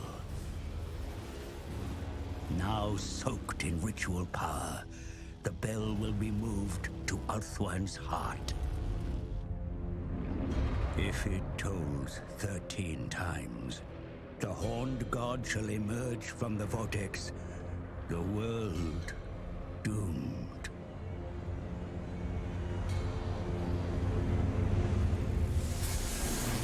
Then the god was gone. Alignment is close. But Sotek's nemesis may yet bring ruin upon us all.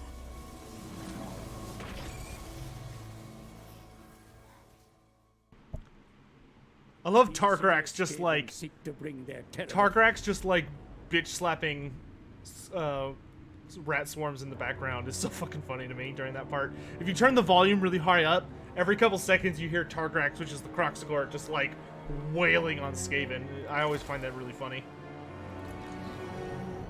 Quickly! Reinforce our empire! Now, now! Move, move, move! You know what? You should...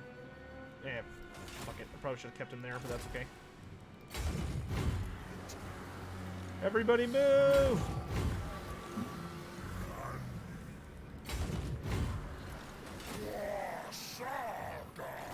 Turn it on. Give me sight. Flesh Eater Course being related to Bretonnia is stupid. Well, they're not actually related to Bretonnia. That's the key point. They're not actually Bretonnia. They just... Their madness makes them think they are.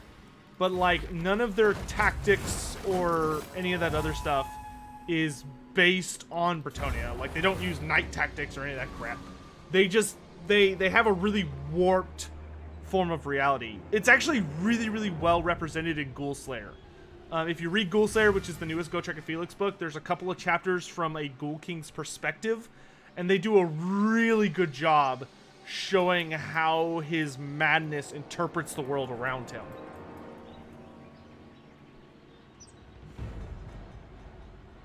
How much sense does the Vortex campaign make from a lore perspective? Pretty good, actually. There's a couple little nitpicky things that are a little goofy, but for the most part, it's very, very well written, and like it does make sense within the lore.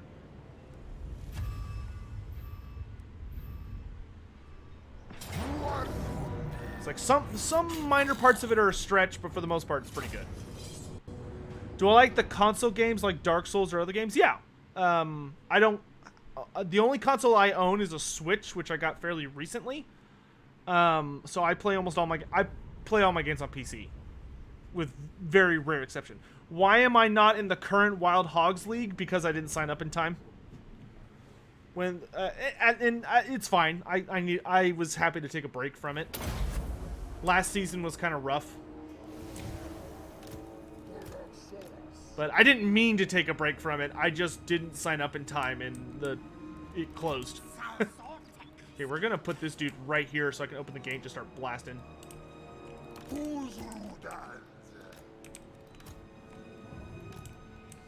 So many freaking. All right, there are a lot of rats coming at us.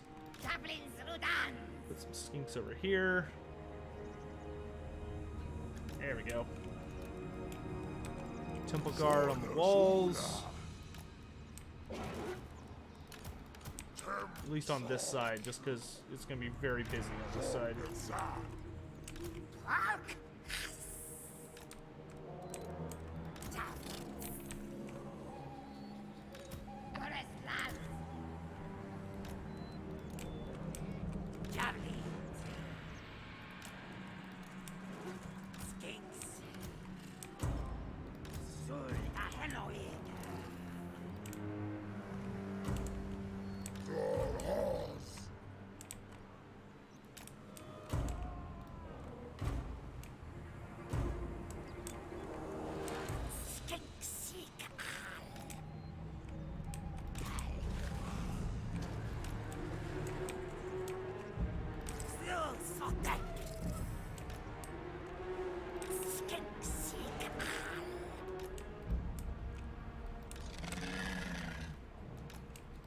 Alright.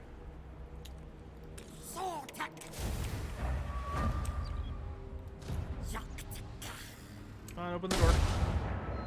Open the door!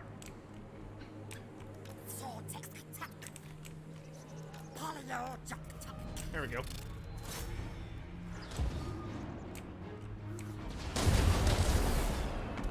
Oh, that hell pit's getting rocked.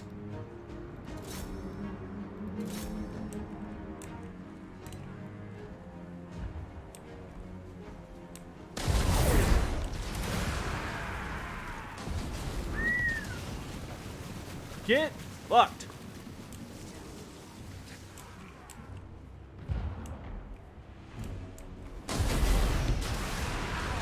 Alright, back inside. Turn a little faster. Close the gates! Close the gates!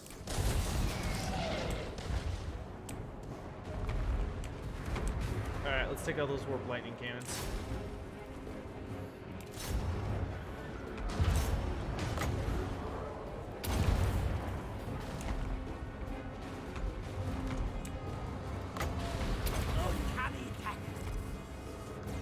Heals going.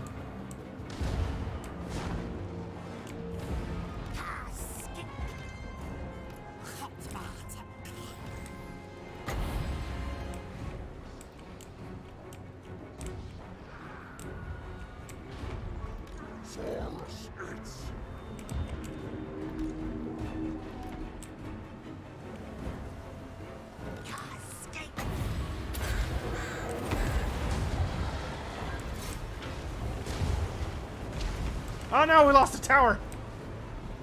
That's bad.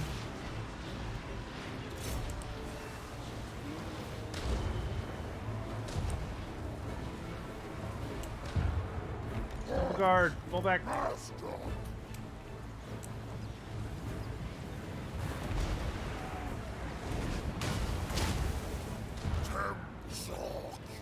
Make them aim elsewhere. square for a minute.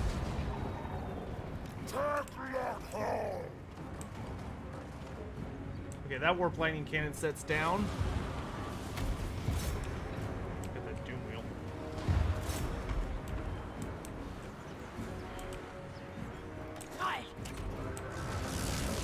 Oh shoot!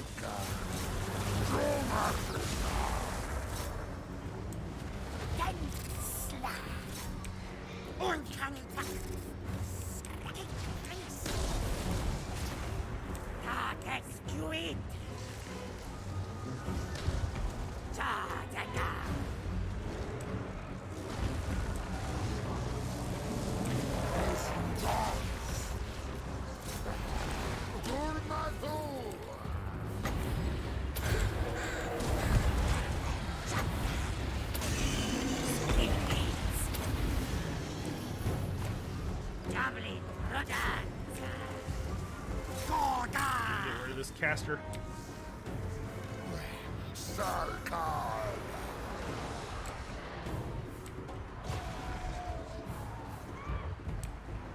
Kill the hell pit! Kill the hell pit!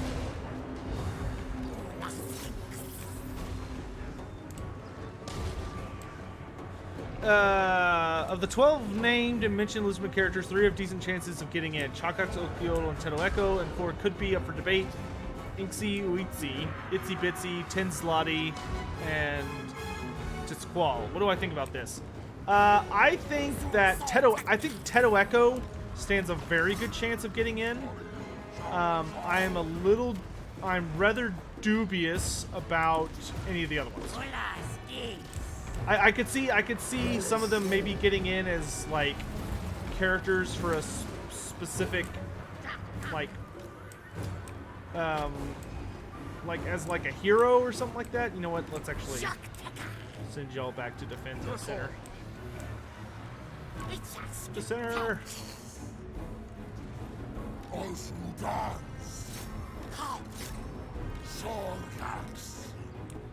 Okay, the help pit's dead. Let's go.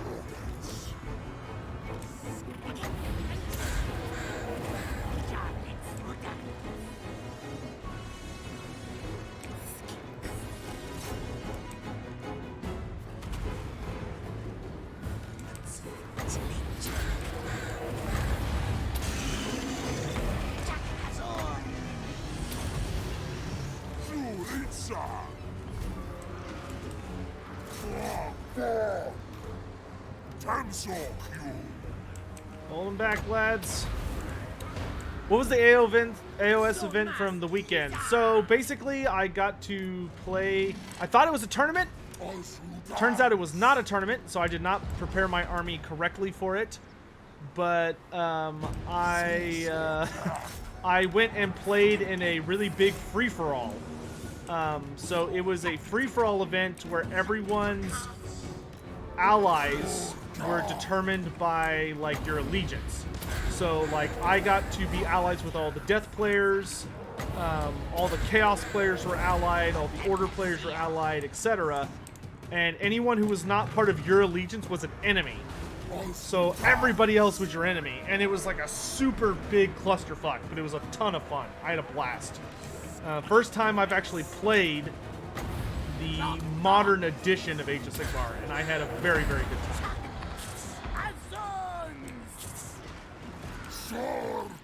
How you doing, good sir, by the way?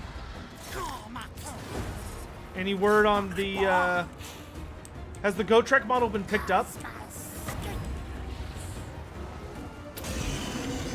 Like, are we just waiting for it to get to where you're at?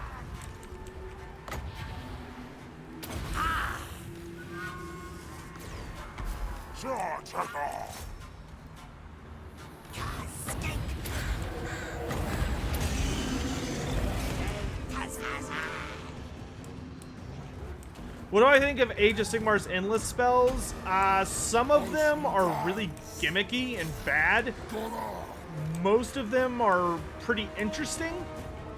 The newer they are, generally the better they are. Next week should be in your hands. Awesome. Cannot wait.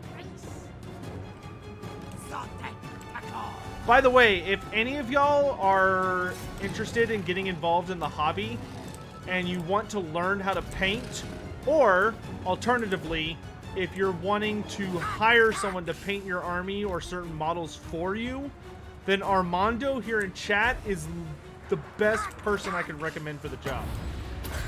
He is super gifted at painting.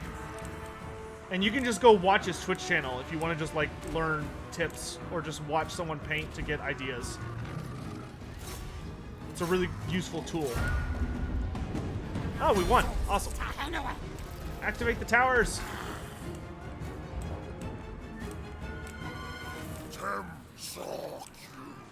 The only bad thing is he lives in South America, so the shipping can be a little expensive. Only downside. But it's totally worth it.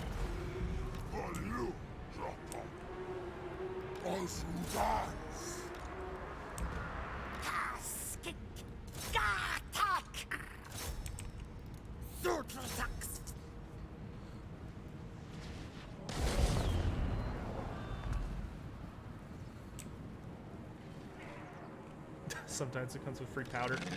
I never got any free powder. Bullshit.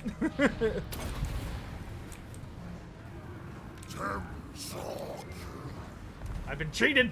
I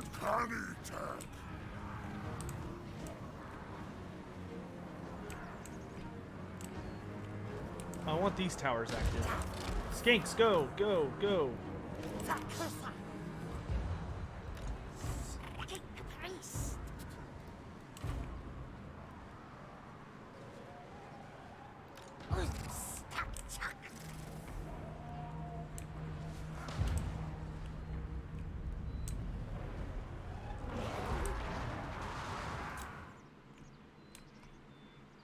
We're just gonna let the towers just wreak havoc.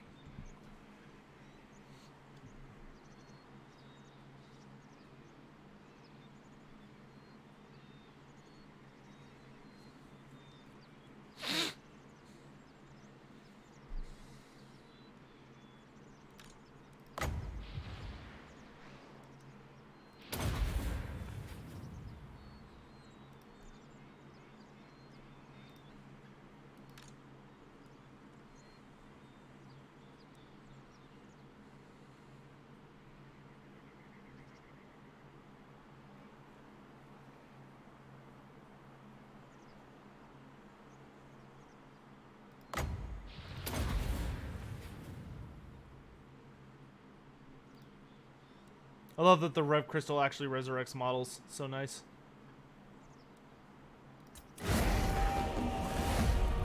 When will we see the Atlantis campaign for Age of Mythology? Oh, I guess if we finish Gorok today, I guess we could start that tomorrow.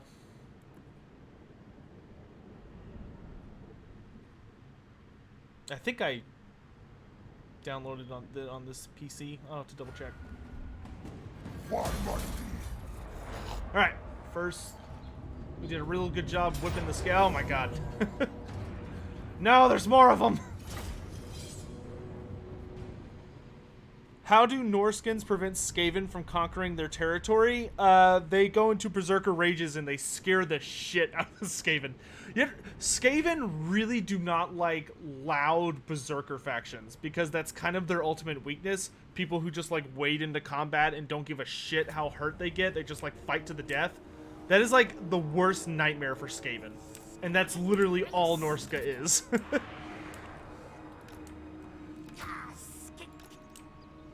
That is not a fight the Ratmen enjoy.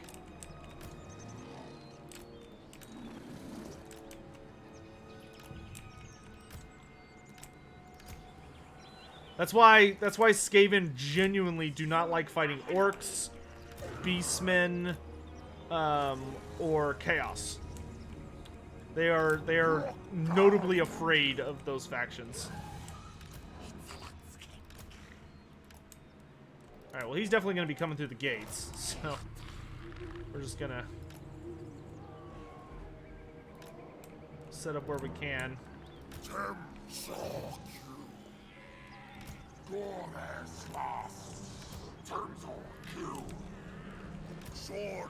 Let them come.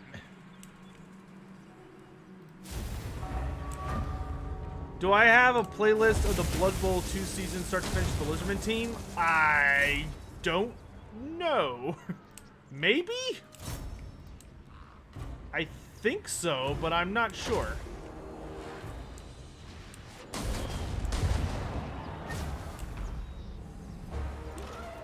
I want you to walk out here and focus those turrets.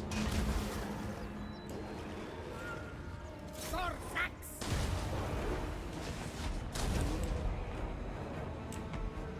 Are they gonna climb? What? Temple guard, to the walls! To the walls! Good lord.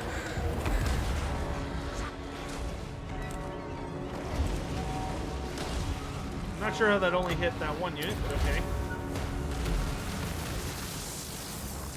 Let's take it on. Let's go get messy. All Temple Guard, report to the walls.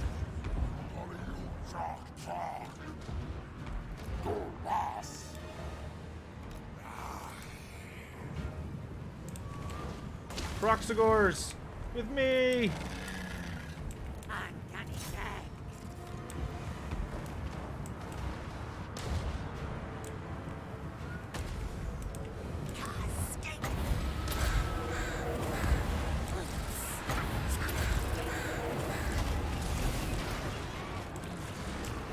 Oh, look at all those crows.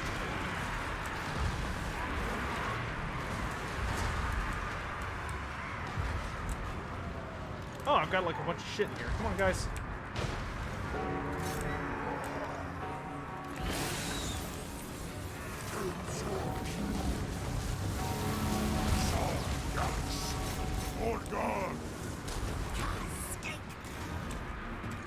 Proxigors! Charge!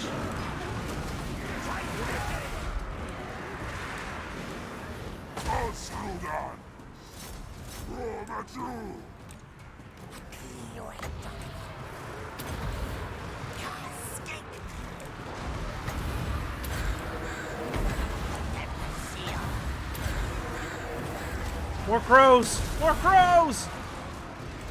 I can't find one, so I was asking. If it's not there, I will double check. But if it's not there, then it's gone.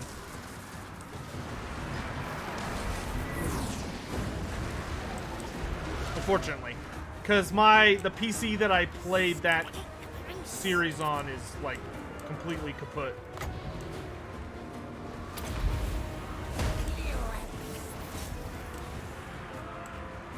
Which sucks, for the record.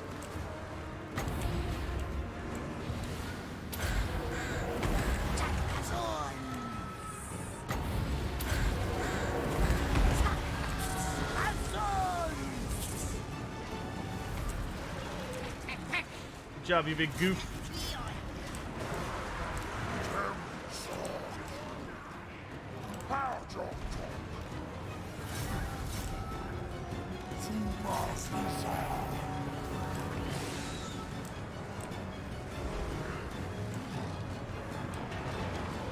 To the bitter end! To the bitter end! Yes, slay.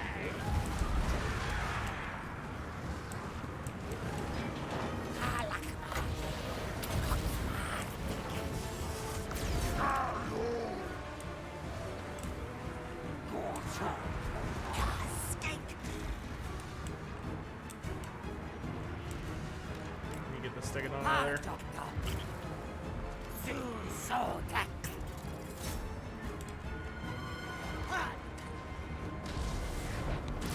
Beautiful shot.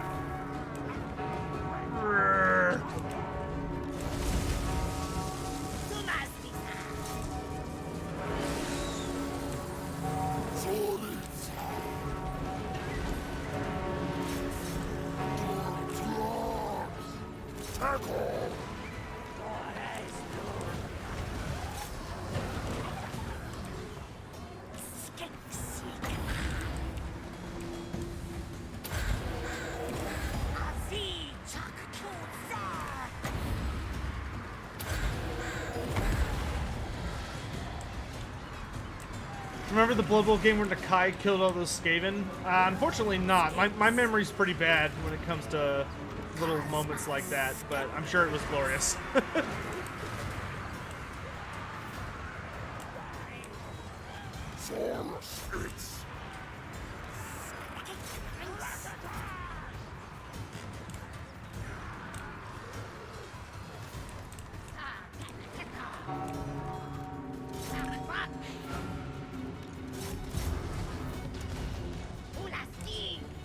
Croc scores!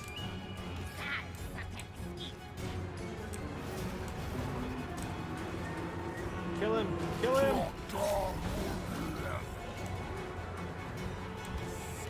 Fall back! Fall back!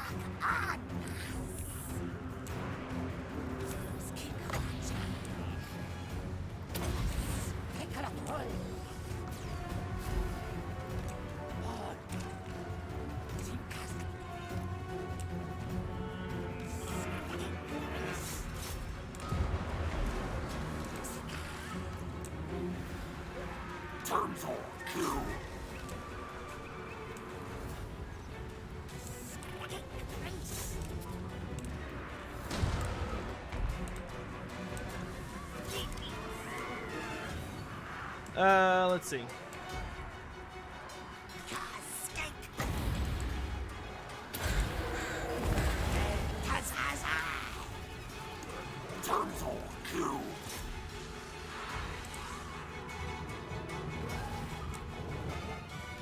Ooh, that's a nasty unit.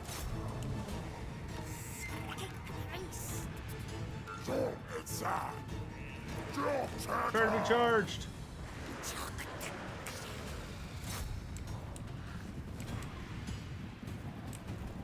Shields up! You better get terrified, you jerks. I think we've got this. Somehow.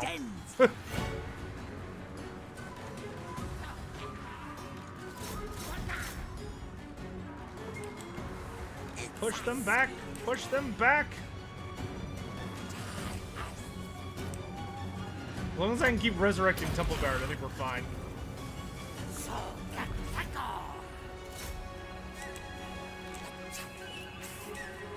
More Temple Guard!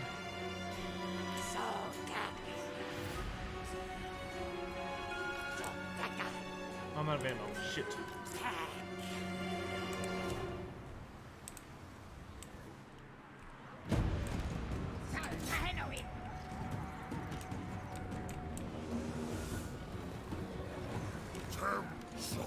Stick it on, you deal with all these rabble. Still it on, come deal with all these ranged units. Oh, is that army losses? Yeah! We beat another Skaven army.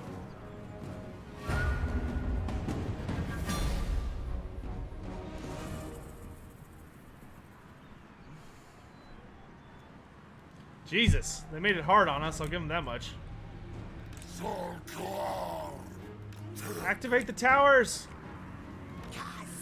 The towers!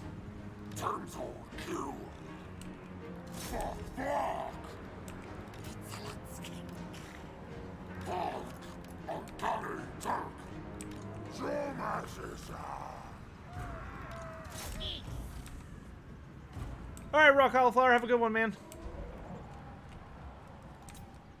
Yeah, I know there's probably another Skaven army after this, but you know what? We'll take our... Every Skaven army that we beat with just this garrison is like a whole army that's basically already been wiped out. Come on, idiots. Yeah, get those towers firing!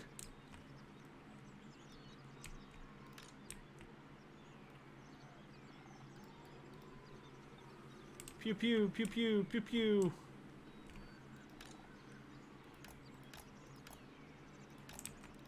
Actually heal to stick it on up.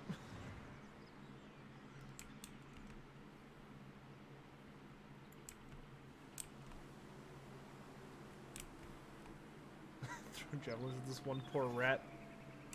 Do I think Total War Warhammer is 8.5 or 9th edition? I consider Total War Warhammer to be 9th edition.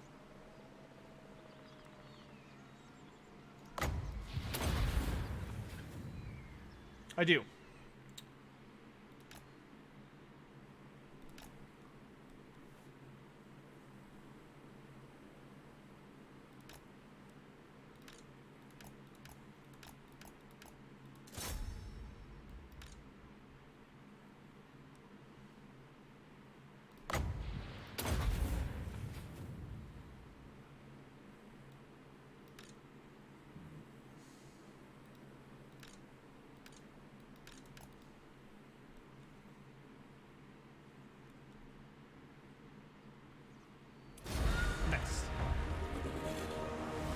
Is there any chance for an Elder Scrolls RTS game? I think there's always a chance for that. I don't see that in the near future.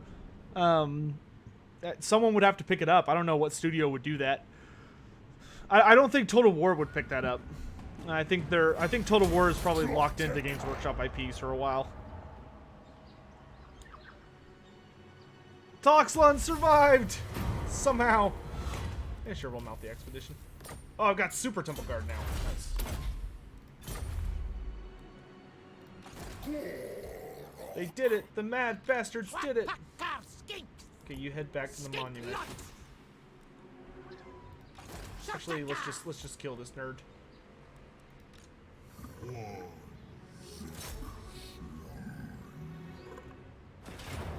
I found the game of the old one's holiness. It was your red host versus Volnir's. Oh, is it up? That's awesome. I'm glad to know that's still on the channel.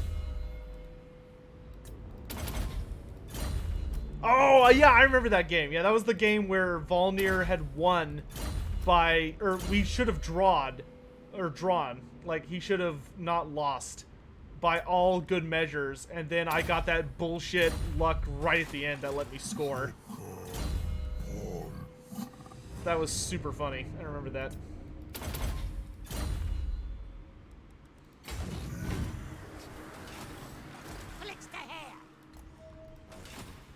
To the city! To the city! You are gonna go reclaim all this territory I lost.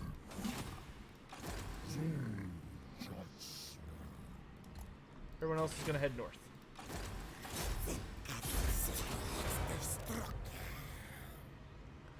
Would I ever do Vampire the Masquerade Bloodlines as a stream? Maybe? I don't know anything about it. I am down to stream anything to an at some point. It's just a matter of figuring out how best to do that. I think generally I want to try and keep non-Warhammer stuff like only one at a time. So like right now we're working on Age of Mythology, which I should be picking up again tomorrow. But I'd like to just focus on finishing the Age of Mythology series, and once that's done, we can, you know, pick up something else.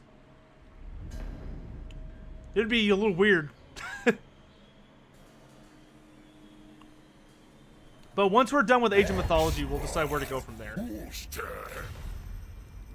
And, you know, I have no issue. Like making it where we. I might even make. I hate saying this, but I might even make like a second channel that is like for streaming just whatever shit.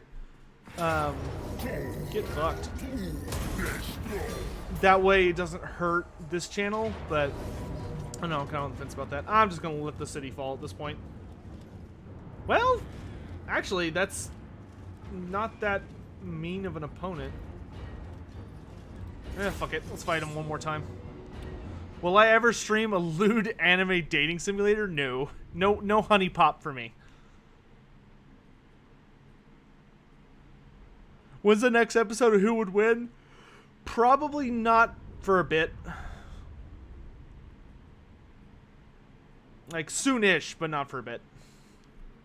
Old one, I'll try and look and see if I can find any more episodes. Oh, we actually, like, regenerated some of the units. That's really nice. Is this gate just broken? Looks like it. So we're just gonna put him there to pew-pew. Actually, you know what? Let's put the Bastildon here. We'll put the Stegodon in here. And then we want Temple Guard on the walls. Because for whatever reason, the AI is obsessed with trying to take the walls, because it's stupid.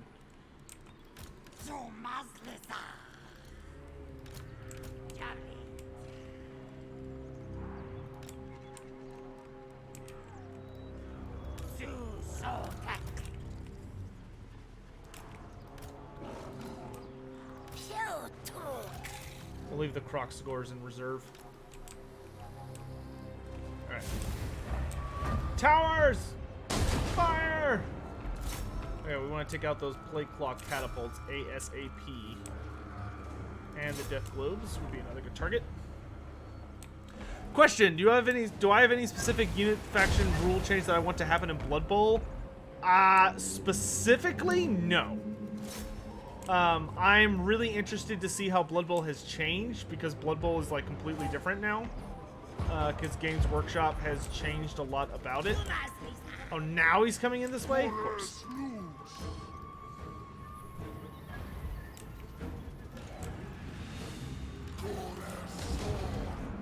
Just point blank shoots him in the face.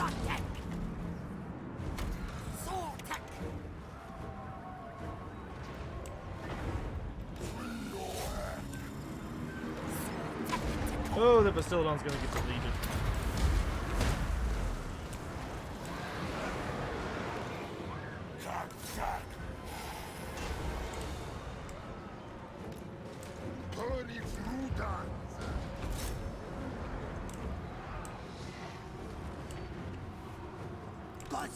Well, we'll win the wall fight without trying very hard.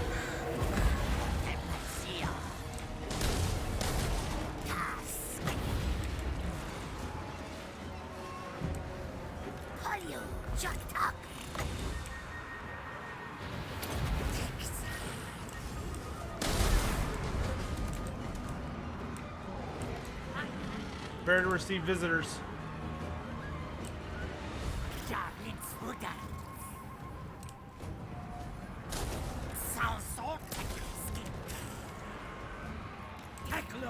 Kings, prepare to open fire. There's a dead general.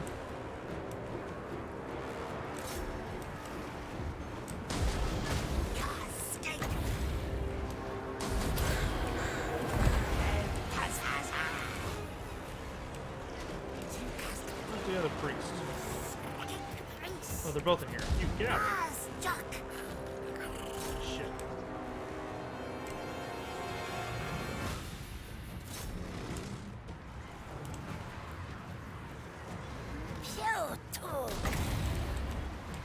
I can wrap up this fight well.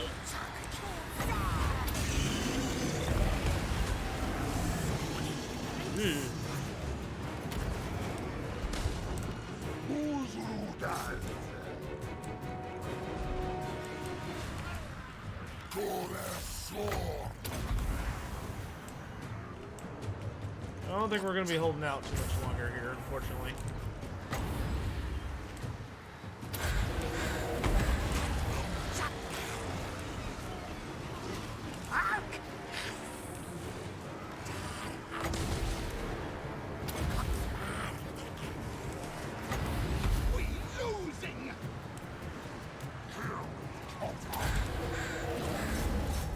Oh, he died. Sad face. Well, at least he fought to the death. Can't ask for more than that.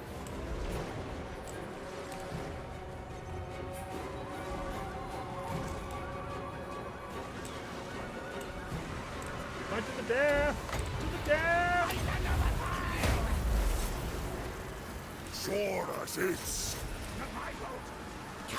Alright, we've got the advantage up here.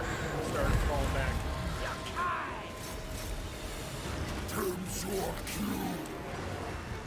Temple Guard! To the Bastillodon! Charge!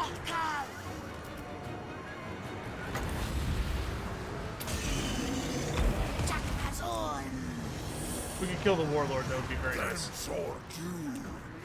Lizardman Towers are great. Yeah, they're some of the best in the game.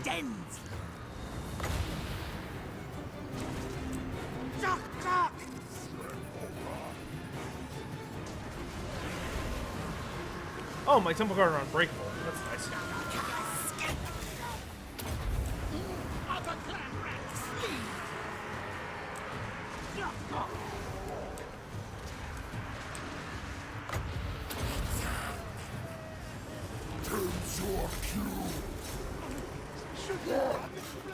Temple Guard to the ground!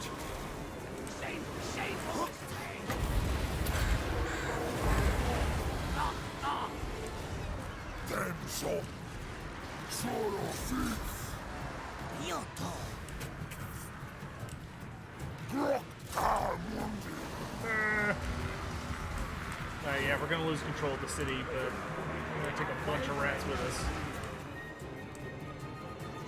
To the last man! Or until the timer runs out, whichever comes first.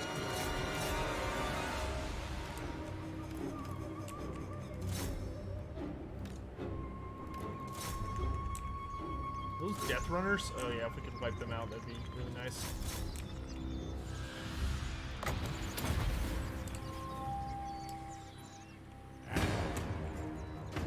Well, we lost the city, but we crippled a ridiculous amount of armies. In exchange. Like, we made them pay a lot of blood.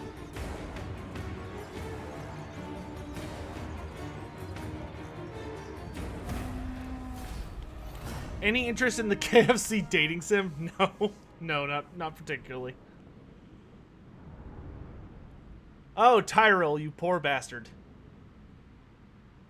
You poor bastard. I'm sorry to hear that. I've done that before. I have also tried to, like, edit my beard before and ended up, like, fucking up so bad I was just like, nope! Start over. Sucks when that happens. Okay, none of these armies are a threat, really, anymore. We can just go wipe them all out. We just gotta go catch them all.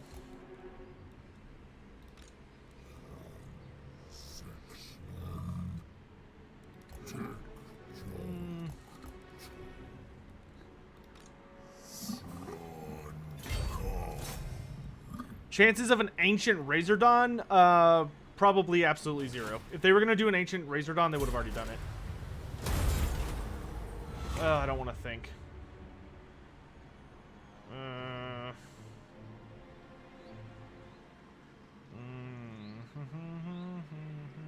This has to be a 3.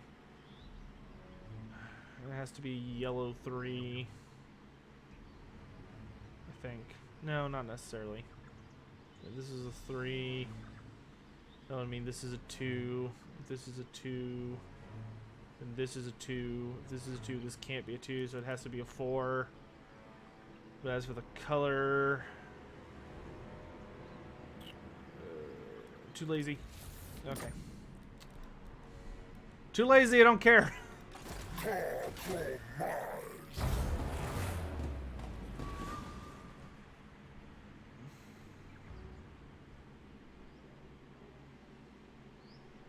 Oh, I'm so excited to start painting after the stream. Oh, that reminds me, I need to check something.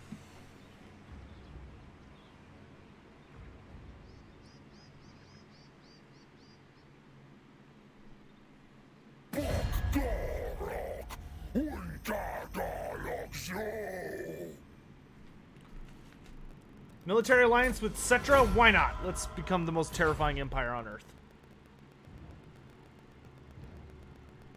Might as well.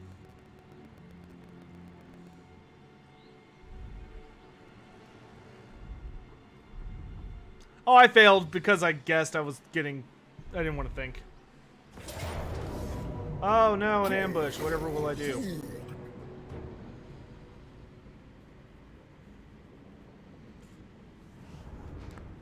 Oh, my back. Oh, there we go. Sometimes you just gotta rearrange your bones.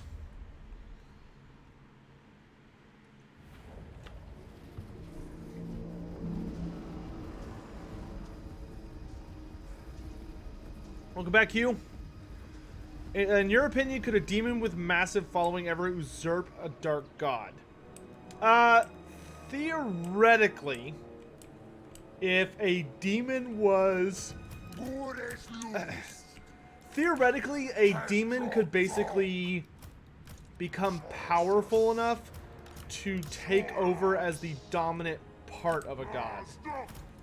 But you kind of have to remember that ultimately demons are just fragments of their gods, so they could never kill a god because they are their god. They're just a part of it. Alright, let's get some ass. Let's go, Rock. I'm gonna brace. Come and get it, rat boys.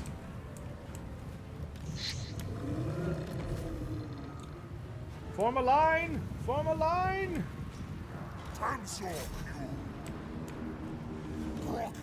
Temple guard, let's move. Vortex! Vortex! Volga! Carnage Ludens!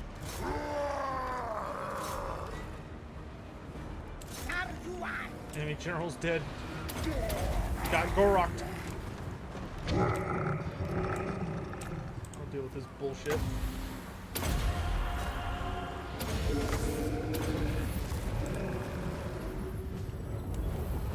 No, come back!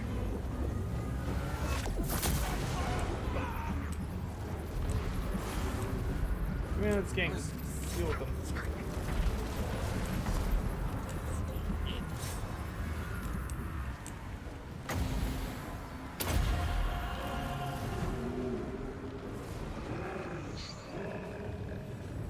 Four, 3, 2, 1, kaboom! Beautiful.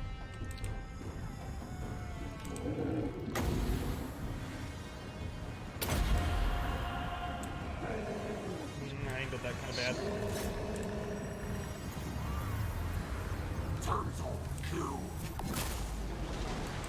That's okay. Didn't Be'lakor try to become a Chaos God? Sort of. Yes, Be'lakor did try to supplant the Dark Gods. And he failed horribly. He got as close as anyone's ever gotten, though. Scarbrand did try to kill Khorne. It also did not go well. All he did was put a dent in Khorne's armor. And Khorne was super not happy with it. Does anyone know what the dwarves think of the lizardmen? I covered that in my dwarf Q&A video, but the TLDR is that the dwarves don't really think about the lizardmen that much. They kind of just consider them like an irrelevant, if they even believe the lizardmen exist, which is they probably don't. But if they did believe the lizardmen exist, well, some of them know they do, but a lot of them think they're myths. But if they do think the lizardmen exist, they probably think that the lizardmen are basically a fallen race. Like, they're so weak at this point that they're not really a threat or worth thinking about that much. None of the dwarves or their records survived that remember what the lizardmen actually are. So they don't, like, remember the lizardmen as they're the ones who raised them, in a sense.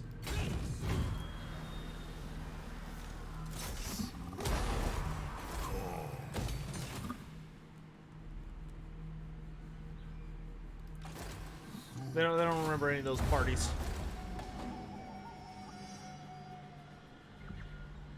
Demon King Hugh? Okay, that's different.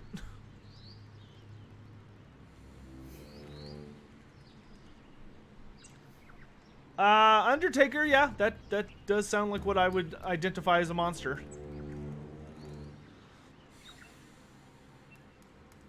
Do I wish Croak would revive the dead named lizardmen, Mazdamonte, Crocker, and the others? Not really, old one. I wish that Crockgar would come back, or we would at least know what happened to him. And I wish Tenenwan would come back in some form. The rest of the lizardmen special characters, I don't think are necessary.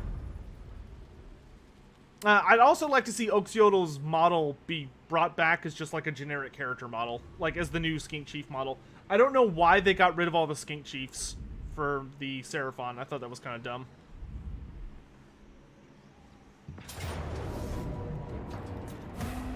Oh, bullshit. Boo! Boo!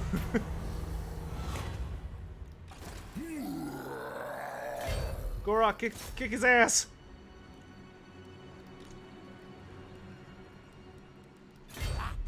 No show! Garlock! What about Gorok, the Great White Lizard? Gorok is already a generic character in Age of Sigmar. He's what's known as a Sunblood.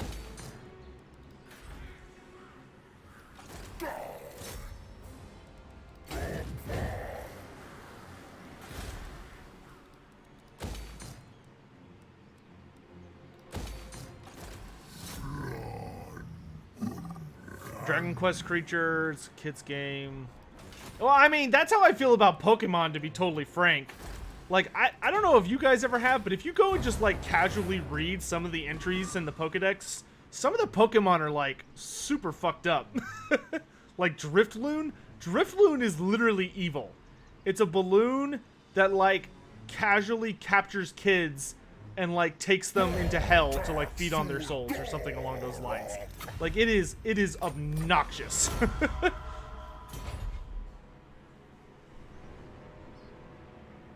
Definition of evil.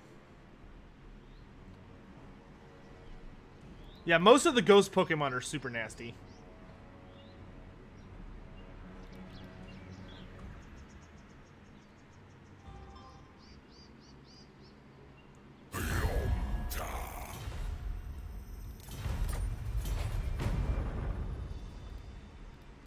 Isn't Queek's model now a generic warlord? I think so. Maybe? I don't remember if Queek Headtaker's model is still available in Age of Sigmar. But if he is, you run him as a generic warlord. Alright, the Skaven are all dead. Oh wait, there's one left. But that's easy to kill. 8 turns? Sure. Now they're all dead. Alright, we have wiped out all the Skavens, so now we just have to wait for the ritual to finish. Okay, I want you to come down here.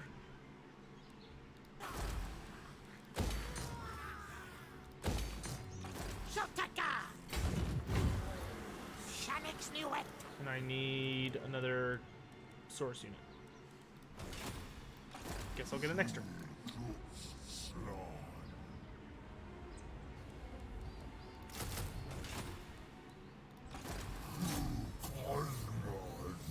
For Seraphon, I totally agree. They need the models back like they did with AoS, but I want our named characters back. That's kind of been one of the major complaints that I have with Age of Sigmar, is that there are so few named characters. I mean, on one hand, it's kind of okay because it's like you don't have all these characters who are invincible, you know, because they have plot armor, because it's like, oh, well, they have a model and yada yada.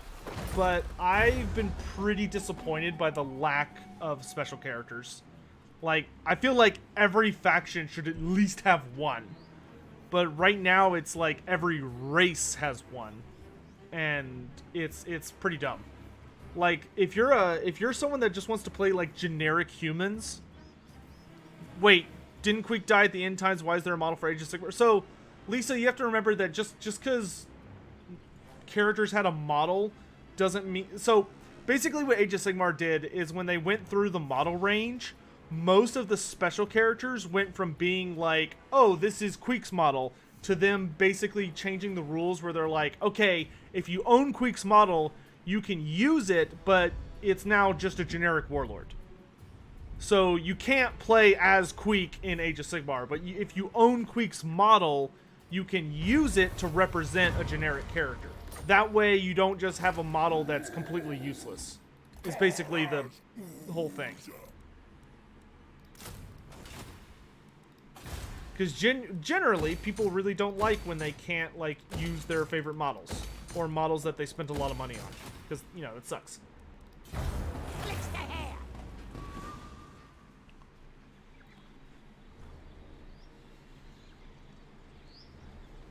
That being said, one thing that I talk about extensively in the first AoS video that's going to come out this week is that, like, part 1, is that Games Workshop has been updating rules so that pretty much every single Warhammer Fantasy model since, like, 5th edition, so, like, like, the year 2000, pretty much all of them have official rules in Age of Sigmar.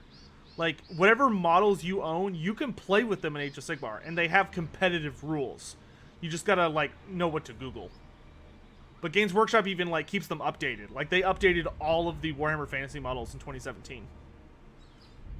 Also, why do people say the end times aren't canon? Because they don't like it.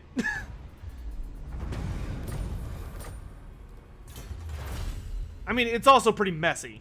I mean, that is worth noting. It is rather messy.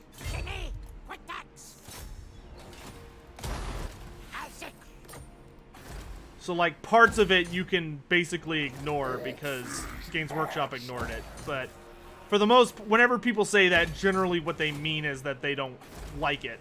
So they just are choosing to ignore it.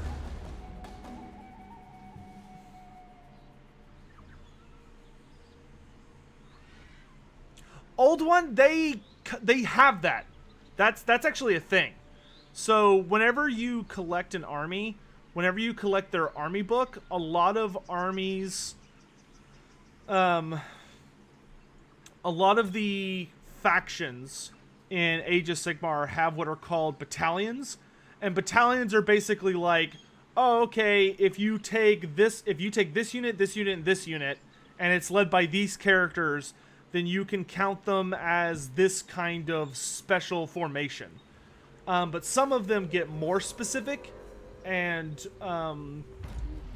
their battalions actually have like lore behind them, and when you get those battalions, they actually can give you like pseudo special characters, which are characters that like don't have like their own, like they have a little snippet of lore, and they might have like some special abilities. They don't have like a unique model, they're just the generic models, but that does exist. That is a thing. Like if you play as Seraphon, you can take a war scroll that allows you to take the Slann Star Master called Zektoka, and Zektoka is basically the new Mazdamundi. He's like super important. Zektoka is very, very important. So you can play with him, and even his like Scar veterans and Old Bloods have like special rules.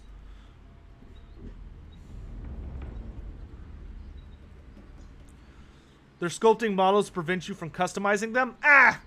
You can still customize them easy. It may be a little more difficult, but you can still do it. It just takes effort. Trust me, I customized my Guardian of Souls, and to do that was very difficult. It took a lot of effort. But nothing a fair amount of magnets and green stuff couldn't solve. Thunderbeast, yeah, the Thunderbeast constellation, yeah, that's one of them. That one doesn't have a special character, but is very, very powerful. All right, next turn we finish this campaign. Booyah! It's happening. The legendary moment has come to pass. Alright, we've got a little movie, and then we're in. So here we go, chat. Like, I could 3D print an entire mini, but that is not a regulated model. I mean, yeah, you could do that. I would not do that, and I would not recommend for anyone to do that, because I think it's important. If you enjoy a hobby, you should pay money to support it. I really don't like when people like create their... The only time I support people creating their own minis is because there is not a mini for that model. So like if you really like the Vampire Coast, you could do that. Hey, Chris Jackson, thank you. I appreciate the nice words. Nurgling, good to see you, good sir. Movie time.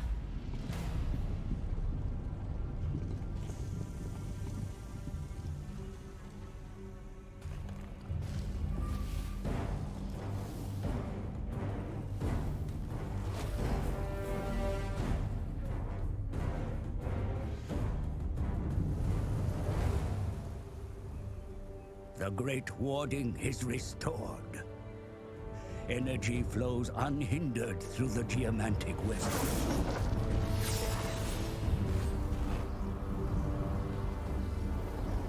But the Vortex remains in peril. The horned god of the rat spawn threatens to pierce the mortal veil. Forces gather on the Isle of the Dead, where the greatest battle of our age will be fought.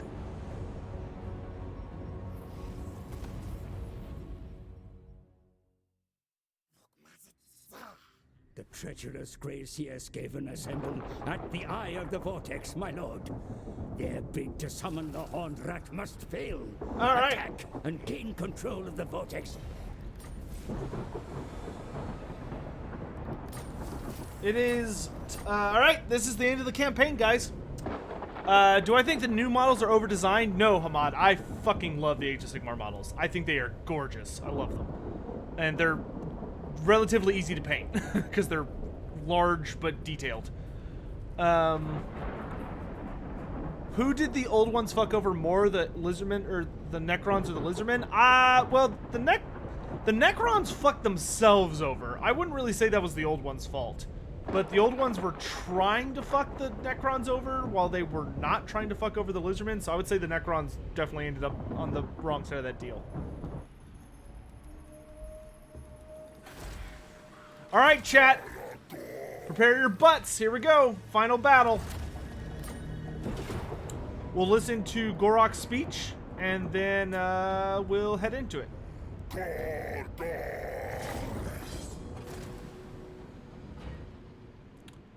Here we go. Besides Lizardmen, what is my favorite faction in AoS, tabletop, and in-game? My favorite AoS faction besides Seraphon is Nighthaunts. I've been collecting Nighthaunts a lot. Speech time.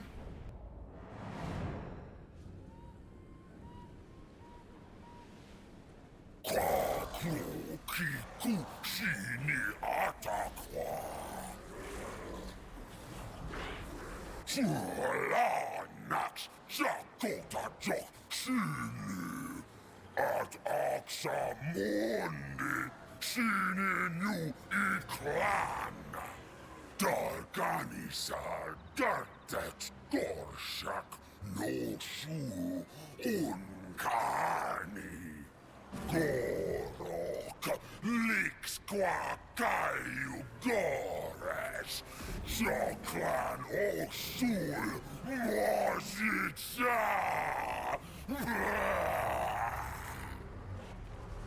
Alright, great speech, Gorok.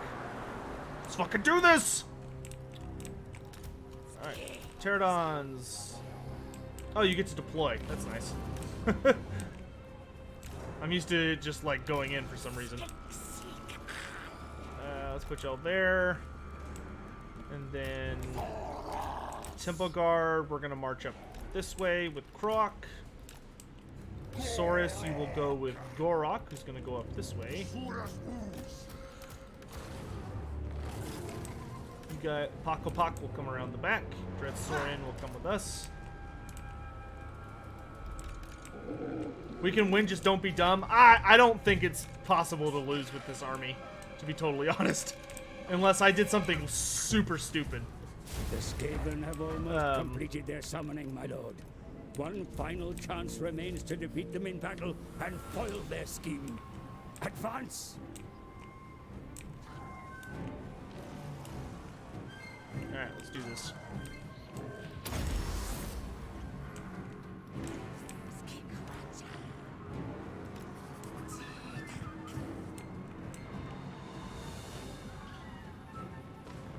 You wear similar glasses to me?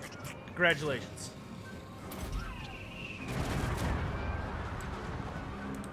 Or, I'm so sorry, whichever one fits the situation better.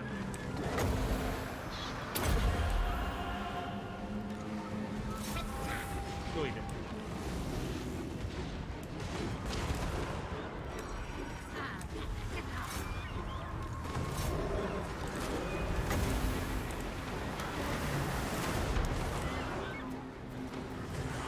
So many souls to defile.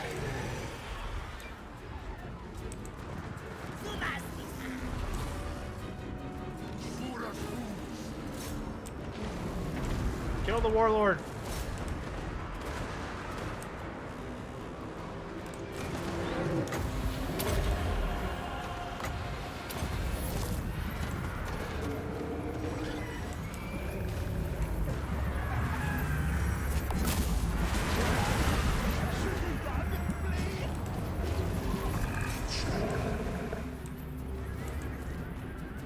The enemy are in retreat, mighty lord. The power of the Vortex is in your hands.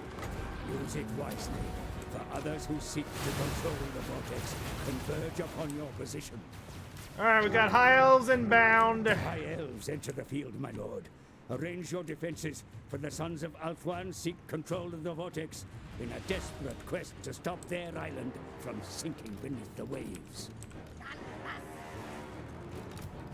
Them sword you. Tek tok tok.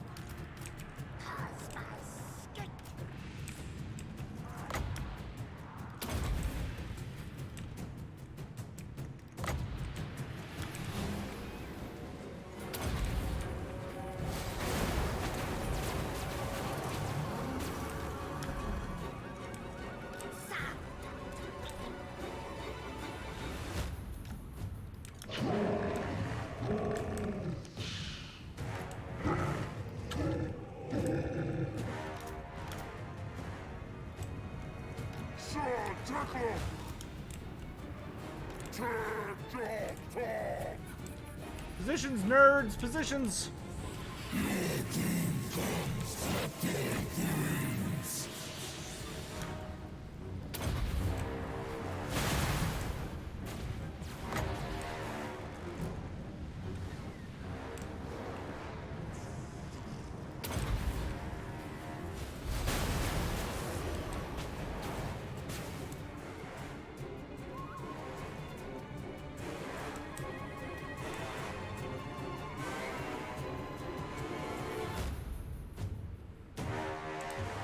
No.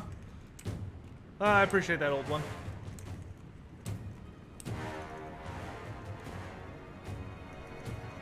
Why do the elves want to stop the sinking of Ulthuan? Well, that's like one of the goofiest things. It's like, I'm the lizardman, I'm not gonna sink Ulthuan. I guess they wouldn't know that, but it's like, oh, come on. I'm not evil.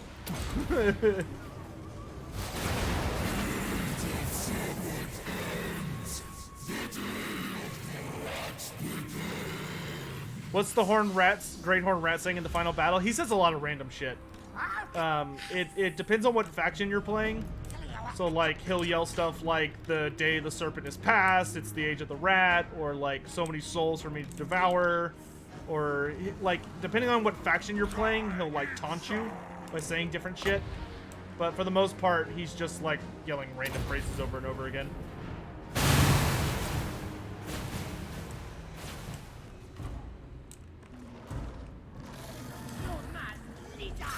Get those archers out of here.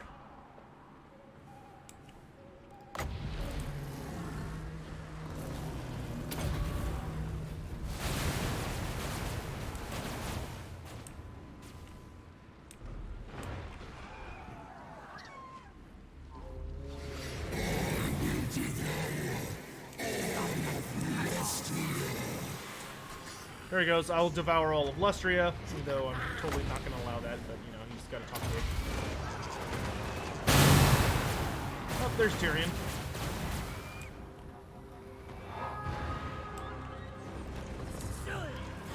Alright, Pterodons, head back to me.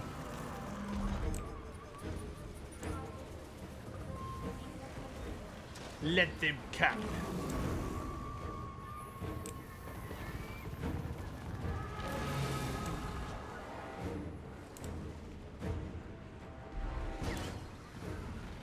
Asrudan! Slio ex tok.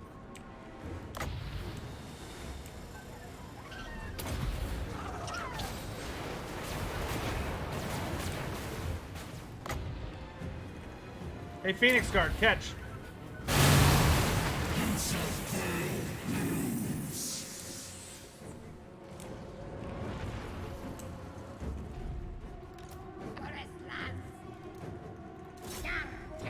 Keep firing.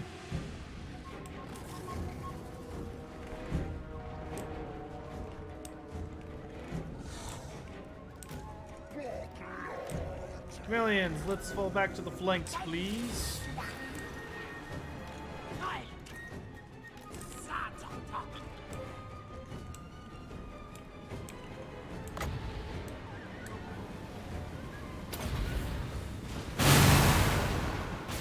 Have the Lizardmen met the Dawuzar, the Chaos Dwarves, or the Ogres before? The Lizardmen met the Ogres. They've met both of them. They fought both of them. But the Chaos Dwarves very, very rarely, but they have fought. But the Ogres have a long history with Lizardmen. There have been many, many traveling Ogres that have gone to Lustria. Alright, with me, nerds!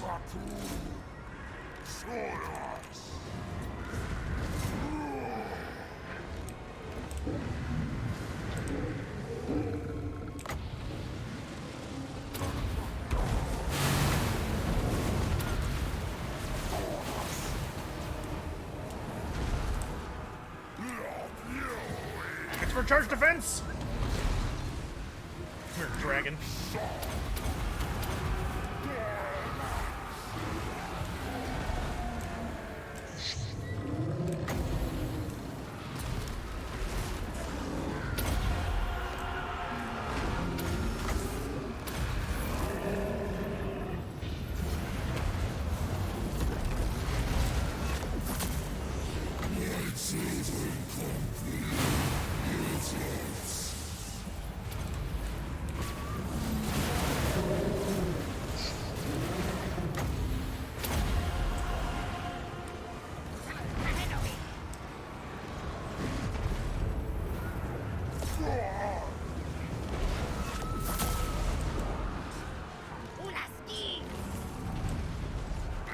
Warrock, get Tyrion!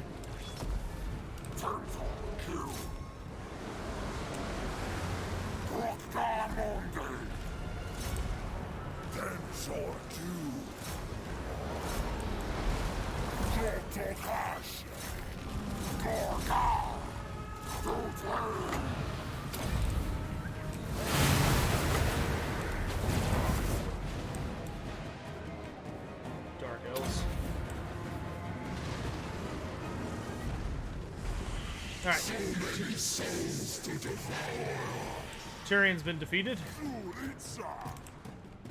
Now we prepare for the Dark Elves. The Dark Elves advance upon you, my lord. The vainglorious Witch King must never gain the power of the Vortex for himself.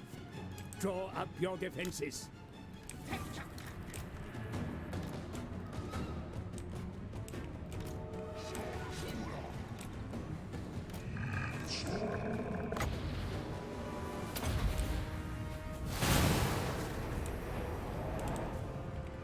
Shouldn't Tyrion's Light Mage be techless during the ultimate in-game battle? You'd think that. That would make sense. It'd also make the battle a lot more exciting. Oh, okay, he's here fast. Fall back! Wasn't expecting Malekith to just pop out instantly.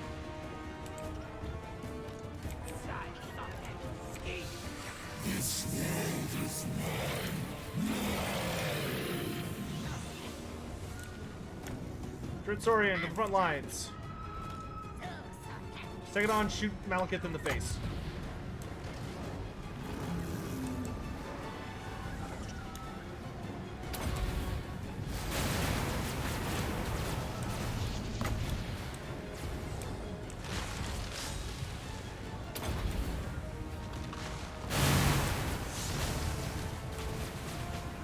Hold this line!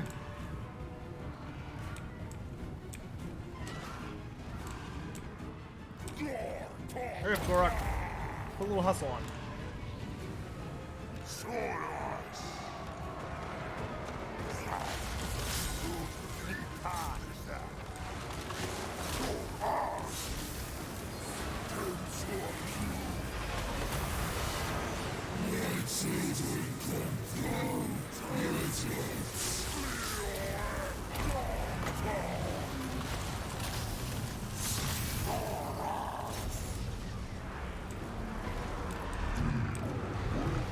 Dark Chamber Guardians, kick his ass!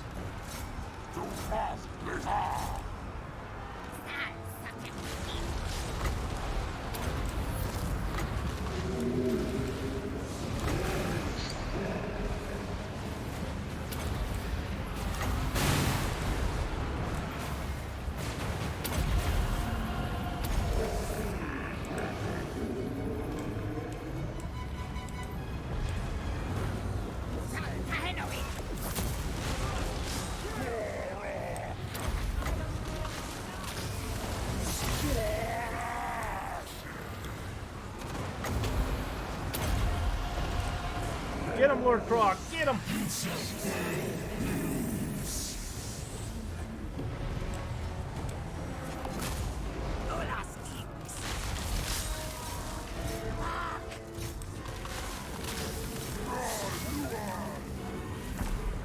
Damn sword. Protect Lord Croc.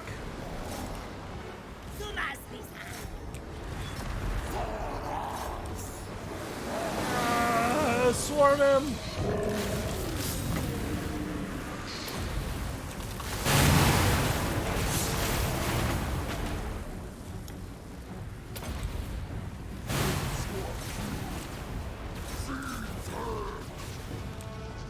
Million skinks, the dragon.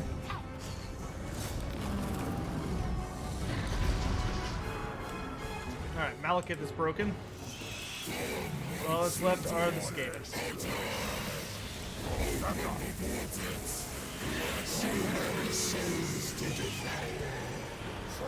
The Grey Seers mount one final attack to seize the Vortex. Keep Line up! fighting. Line up! Here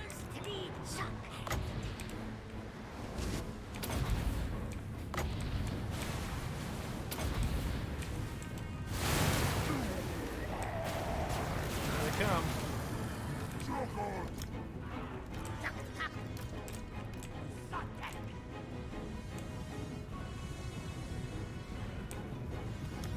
Reform the line! Reform the line!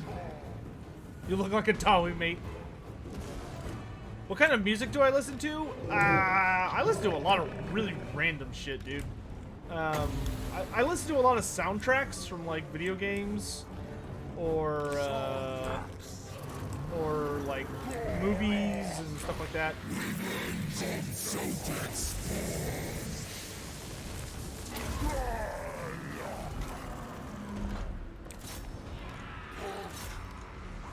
Got perfect charge defense. Hold the line. The rest of you, charge.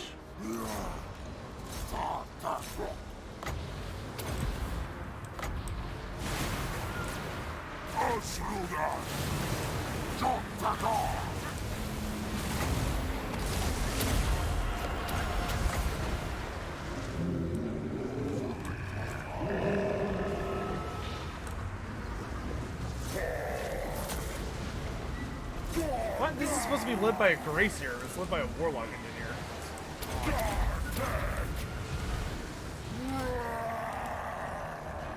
Is there another way? I don't think so.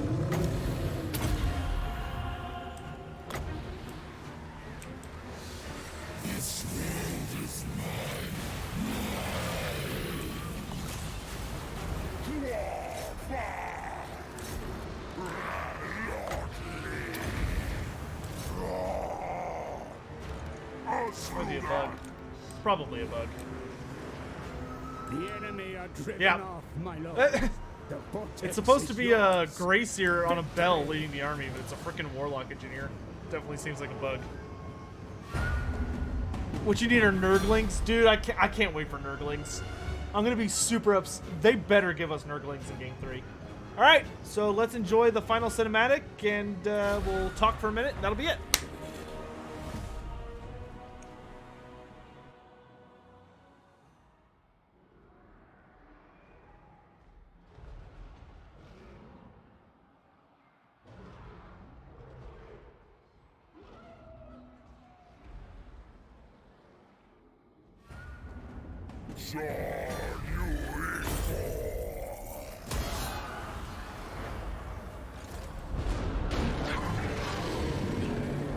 A horned god banished, rat spawn cleansed from sacred shores. The Vortex is secure, the matrices of the Great Warding enhanced.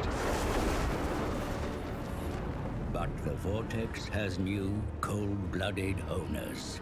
This was always part of the plan. The mage priests read it in the stars long ago. Now the next stage can begin. Commence the purge.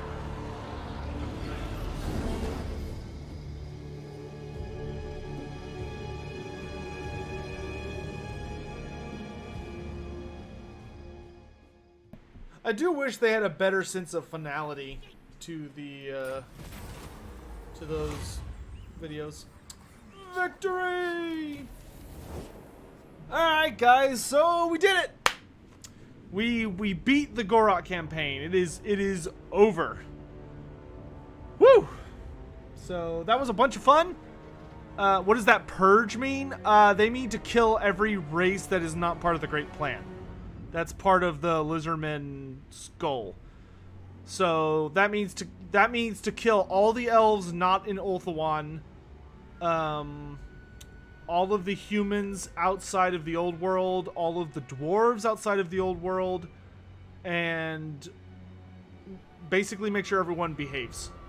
So to truly win as the Lizardmen, you'd have to wipe out the Dark Elves, the Tomb Kings, the Vampires, Chaos, well, a lot of people. A lot of people. Like, all of Lustria and the Southlands and Nagaroth that have to be, like, completely purged. Alright, but, we finished a campaign for the first time in a while. I'm thinking the Nakai episodic campaign will probably be finished very shortly as well. We're getting fairly close to the end on that one, even though I haven't uploaded an episode in a bit. It's not going to be too hard to finish it. But, yeah, super fun. Any Mortal Empire soon? Maybe. I'm thinking I might try and convince Turin to do a head-to-head with me, but we'll see what happens. I think tomorrow what we're going to do is get to work on the Age of Mythology playthrough. We've done one of the campaigns, and I believe there are 3 of them. So I'd like to get back to that and get that finished. Yeah. A more modded campaign? I don't think I would do more mods than what I'm already running. I really don't like playing heavily modded campaigns. The only mod I could see myself wanting is a mod that, like, makes ancient Kroxigors into heroes instead of lords. But I'm hoping to have that done to the base game, but, you know. Old one? Maybe we could do that. That could be a thing. It would be long. Very long. Anthony, yes, there is an AoS intro series that's about to start. The first episode is in editing and is almost done. Eric's just been really busy this week with, like, school. So as soon as Eric finishes it, it's immediately going up. So y'all will see that very soon. Any Queek video soon or Scarsnake? Queek is soon-ish. Queek still needs a little more time in the oven.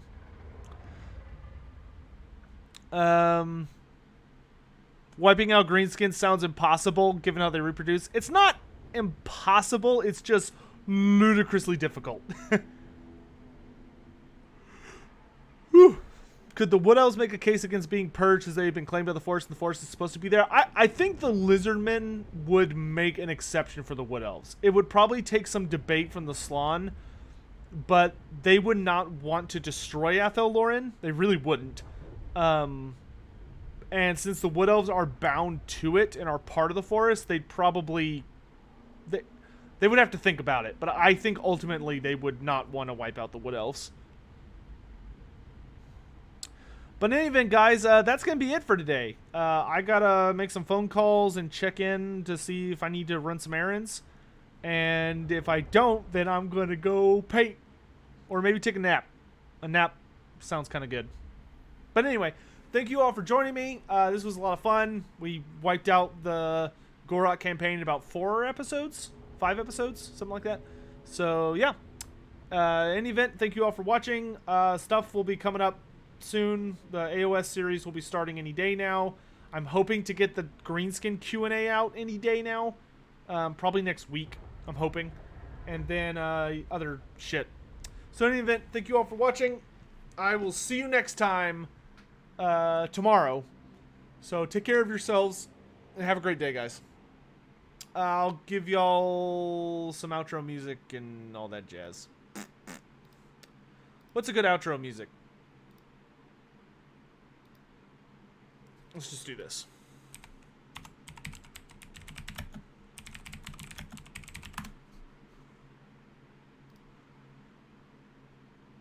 Let's try this one.